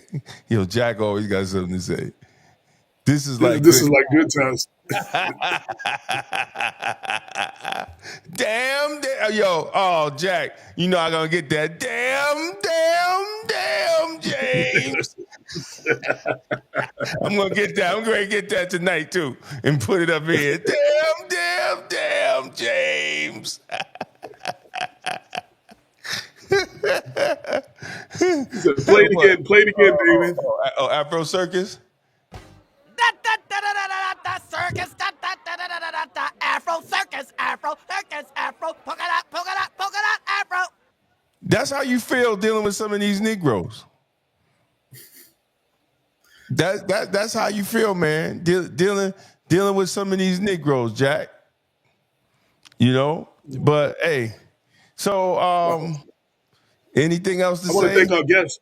I definitely want to thank our guests for coming on today. Absolutely. Give him another round of applause. And we need to do more. We need to do more. Nas. She said Afro Circus. Nas said the Afro Circus took me out. I'm gonna get the damn, James. I'm getting ready to get that one. What's up, my sister Nas? How are you doing, my sister? We got to catch up. And I've been meaning to reach out to you. Amazing. Yeah. We just haven't. We need to do more financial literacy on the show. You know, like once a month, once every other month, or just we need to do more on that for our community. And uplifting our community as we teach them, civics and the political process and all the other things that we go through in the criminal justice system and all that. Did you set a date for the Mount Vernon NAACP? Do you want to say that date? Or Yeah, it's the 20th. I haven't sent her my headshot on my bio yet. I got to send her that either tonight or tomorrow. And when will you? What's up, What will you be speaking on, or did you know? I'm just going to talk about Black history, Black law enforcement, community relations. That's it. All right. So when we get the flyer, we make sure we promote it. We definitely promote it on here, so everybody come out and see you. Yeah. I haven't spoken in Mount Vernon in a long time. Like just me standing there speaking. So I'm going to make sure I write my shit down because I don't want to get distracted. Right. I want to stay on message, right? And and me and Kathy talked. I'm transparent. I ain't attacking nobody. I'm being critical. I'm giving history of Black law enforcement and the Black community. But I told her, that we have to be very, very critical as a Black city after this DOJ report. It's embarrassing. We can't tell a white man Black Lives Matter and we're not valuing Black lives, in our own city government. It's no excuse. It's unacceptable. And I'm going to say that on the 20th. And I don't care if anybody feel it, but I'm going to say it on the 20th. And I had to, and we talked, brother, because I told her, I said, look, I come from a law enforcement family. I did 33 years with honor. With only one write-up. One write-up. And then I had to settle this other thing because I was just coming in late, and it took a couple of days. But other than that, I was under no discipline, no crazy. I carried myself correctly for 33 years. And I didn't get that write up till about the 29th year because I didn't know how to work a camera, and I messed. You know how you go to response. So right. I never was trained on the camera. So they said, Jones, grab the camera. So I grabbed the camera, and it was this little cheap-ass camera. The camera's like this big.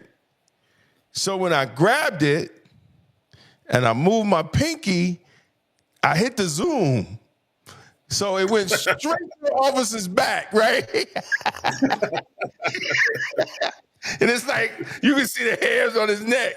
So I'm like, oh shit. So I'm trying to pull the motherfucker out. And you ain't supposed to talk. Right? Right. It just zoomed on his neck. I was like, oh my God, what am I doing? You know, and I'm trying to get the thing, right? So first they was gonna write me up. I said, you can't write me up because I was never trained on the camera. Y'all told me to grab the camera. I grabbed the camera. I said, you know, and it was like, you don't have to be trained on the camera. I was like, yo, dude, I have expensive cameras. I ain't never seen no cheap camera like that before in my life. I don't know where the hell y'all got this camera from. So it went back and forth. So they ended up training people on the camera because you can't write me up for using equipment if I do it wrong and I wasn't trained. I'm not stupid. I've been there too long. So so she gave me a verbal, you know, and they have to write it, but it's a verbal, you know. So I took it, you know, because I didn't want to get the sergeant in trouble. You know what I'm saying? Because she got screamed at, and you know, and then she, you know, and she went to bat, you know, and they was like, well, just give him a verbal. Just give him a verbal. So you're talking about over 33 years, man. And the only other thing, the other part I can attest to, because I don't know how many nights I've been like, oh shit, he's late. He was speeding down the highway on the phone with me. So I know he was going in late. Dude, I was know you crazy late, bro. I know they was yo, let me tell you, man, I hit the commissioner about something. The dude ain't even answer the question. He just asked me, yo, when are you retiring? I was like, in 2 weeks. In 2 weeks, I'm out of here. Like everybody wanted to know when I was retiring, right? You know, and I'm like, yo, 2 weeks, I'm out of here, man. Yo, I think my man Mayat, I think Sekou Mayat, I think he's up there now. And I hope so, man. He texted me, I gotta reach out to him. You know, maybe they need a civilian a liaison or some shit. To go up there in corrections, you know. I just wanted to put that back so everybody see the website from my man. I forgot to type it in earlier. Yeah. Yes, absolutely. So check out Black Westchester. Check out Black Westchester. We got some new articles up. I got an article up on the importance that black people need to start eating more salads, man. Get some greens, in your diet. And the best way to do it is good salads. We have to change our relationship to food, black folks, because if whatever side of the aisle that you're on, Democrats or Republicans, if you watch the confirmation here on RFK, we are sick ass people. We are sick ass people. And these medical and these pharmaceutical companies, the medical mafia, is just pimping us drugs like crazy. So I think, you know, we really need to focus on our health and wellness in 2025, you know, but check out Black Westchester. I talk about that and the importance of eating salads, you know, 3, 4. If you don't eat a salad every day, you need to eat a salad, at least a good salad 3 days a week. You know, my mechanic, I was talking to him up here and he never ate salads. I said, dude, you're bugging. That's why you're getting sick. So he started eating fruits and vegetables, man. He said he would just eat meat and potatoes. I said, you can't do that. So he started eating apples and fruits and all that. And he was like, dude, I go to the bathroom every day. I said, now you're getting healthier, man, because you're getting that stuff out of your system. Absolutely. If anybody who follows me on Instagram, you see Mr. AJ Woodson. You see, I always post my latest salads or my little pasta dish with the vegetables and stuff in there. Yeah. I'm always posting. Yeah. Sometimes I send a picture to Damon. You know what I'm saying? I'm doing a little more cooking in my journey to a healthier me, and you know, partial plant based diet, and I feel the difference, and other people are noticing the difference in me too. I feel No, I have more energy, and you know, I feel the difference. You know, now I'm going to take it up to the next notch. Had other people ask me. I think actually Cookie asked me on one of the things. She was like, "Is that plant? Is that all vegetable? That plant? Did you make that?" I was like, "Yeah." So I've been posting it and conversating with everybody. You know, who right. asks about what I'm. So, you know that, and it's encouragement too when people like, "Oh, that looks good." You know, Well, I, tomorrow, man. Tomorrow we were supposed to start. well, I thought we were supposed to start on the first. Well, I But mean, it's the 28 day. It's the yeah, 28 yeah. day. Well, I started, but we were supposed to talk about it tomorrow. I know Tasha probably ain't started. So, do I have a? She said. I'm She said I did. It looked good. She talking about the stuff I be posting. so if y'all want to, let me see if I can find a little flyer, man. I did a little flyer for it. I can't. Let me see. Where the hell is Well, it? Oh, shoot, I'm here you craving go. that shrimp salad that you used from our spot now. I remember. Oh, you talking about Anthony? Oh, she might be talking about Anthony's. We went up Who? to Anthony's. She might be talking Who? about. Oh, Now yeah. I said that. Now I said Oh, that. absolutely, absolutely. So, I'm trying to bring it in, trying to bring this in right now.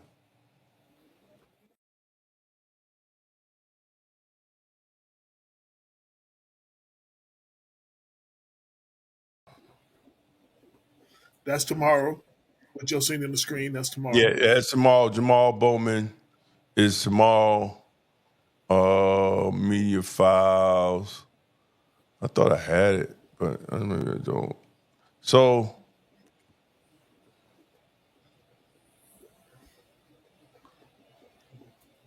people that's watching all of Black History Month.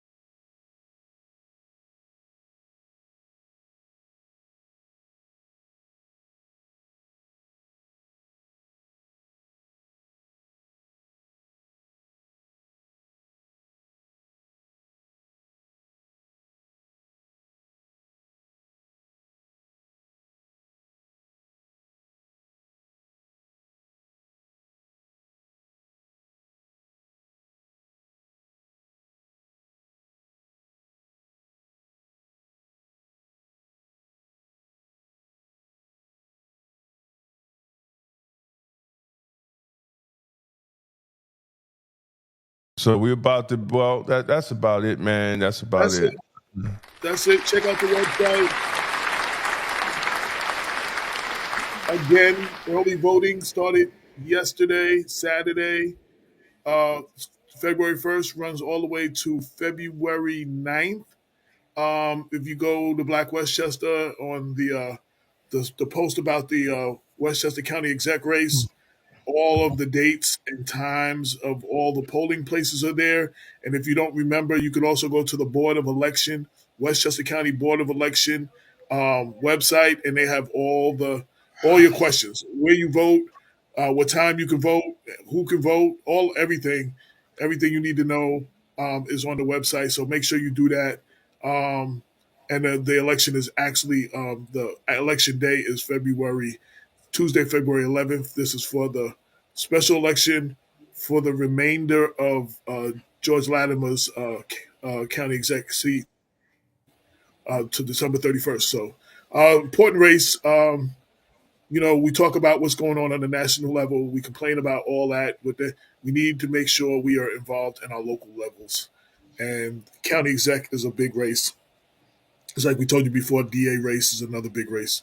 These are the things we complain about. We gotta be part of the process. So go out, get out, and vote. Make it happen. And check blackwestchester.com. All the stories, everything we talked about is up there. And all the new content will be there. We usually try to update it every day or every other day. That's it, man. Yeah, that's it. See y'all tomorrow at 8 p.m. for yes. Elevation Nation. But no, I said yes tomorrow. Yeah. Elevation Nation with Tasha Young. See y'all guys tomorrow. Tune in with special guest Jamal Bowman and Peace. We are out of here. We're out of here. From the streets of the 914 to the pinnacle of journalism, AJ Woodson's journey is legendary.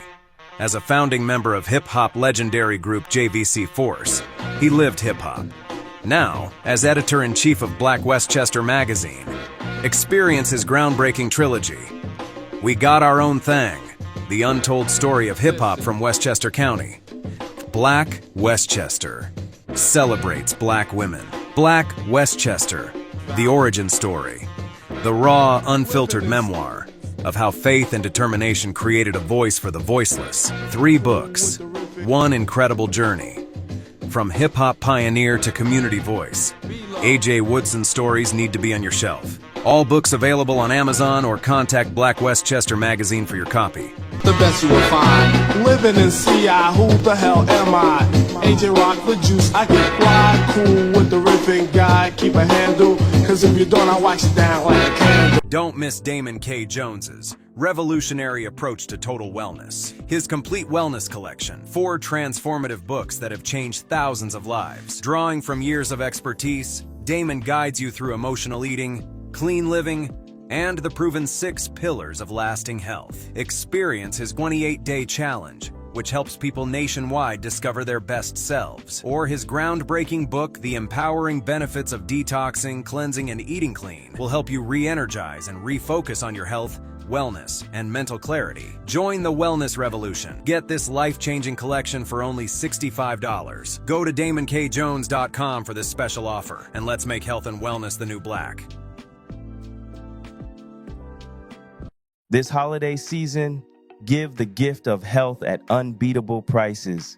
This is the People Before Politics show, broadcast every Sunday at 6 p.m. Hosts Damon K. Jones and AJ Woodson bring you the news that impacts our community. Join us for unfiltered, unapologetic coverage of the stories that matter most. Black Westchester Magazine presents The People Before Politics show, the news with the black point of view.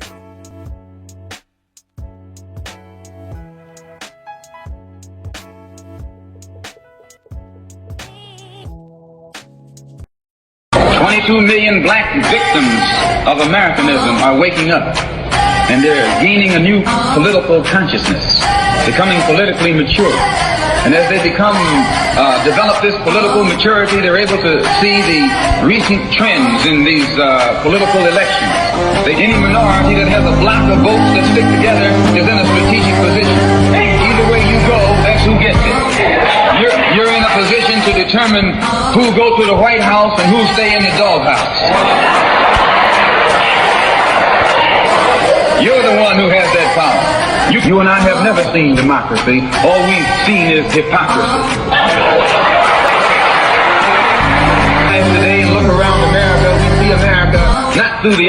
someone who has enjoyed the fruits of Americanism. We see America through the eyes of someone who has been the victim of Americanism. We don't see any American dream. We've experienced only the American nightmare.